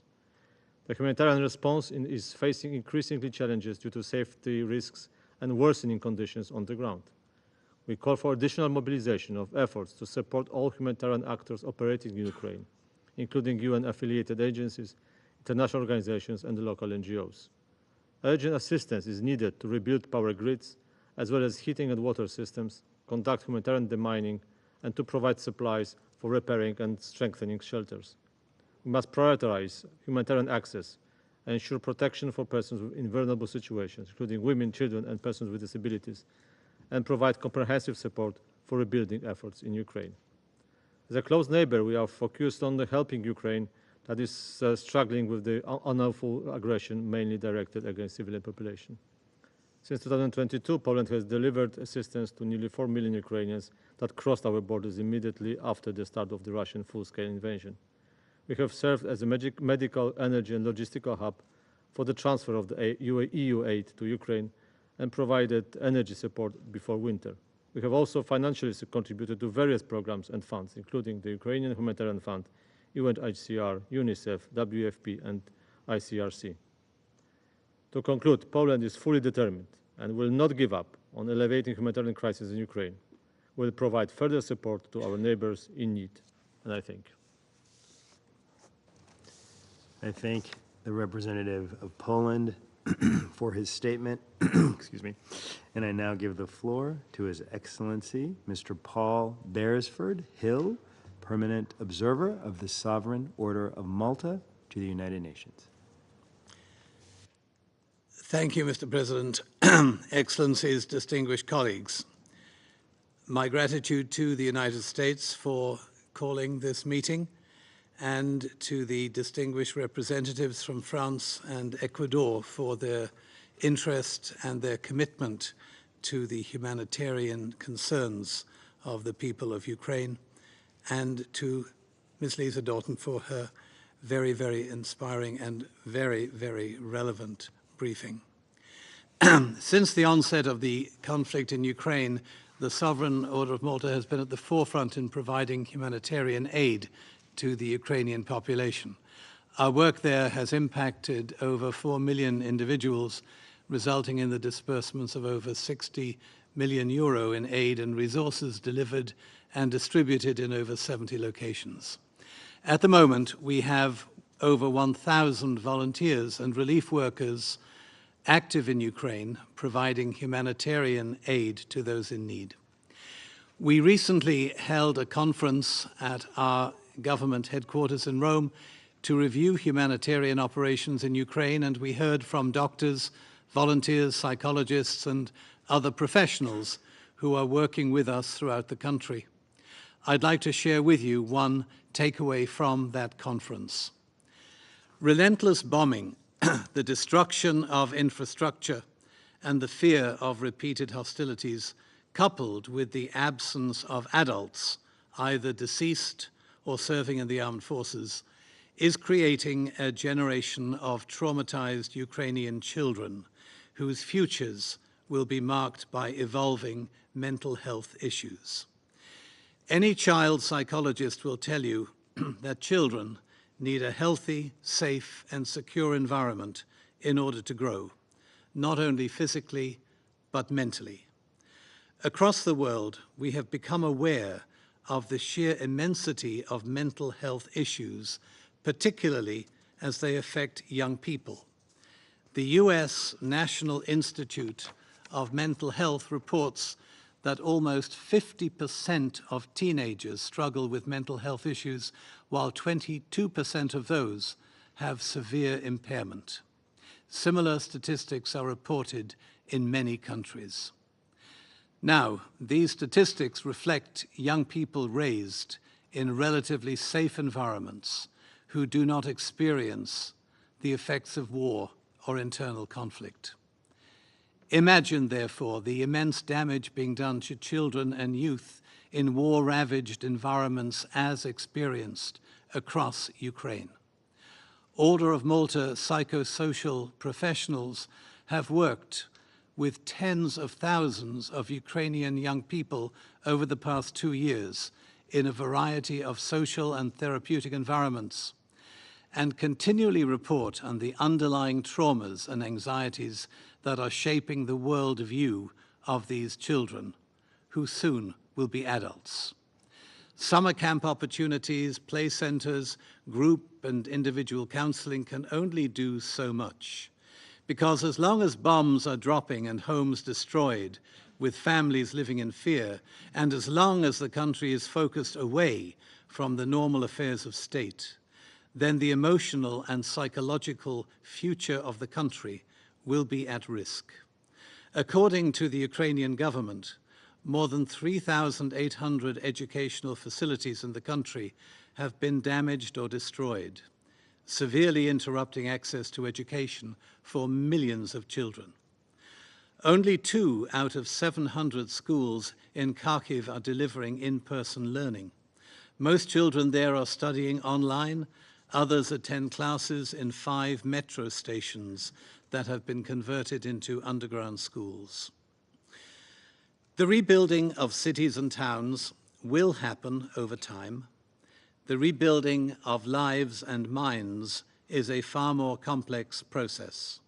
We can only begin when we have peace. But we also know that while bodies heal or adjust, establishing mental equilibrium is an ongoing process that often takes a lifetime. The sooner we find a peaceful solution to the conflict, the sooner the next generation of Ukrainians will find its way. Thank you, Mr. President. I thank His Excellency, Mr. Beresford Hill, for his statement. There are no more names inscribed on the list of speakers. The meeting is adjourned.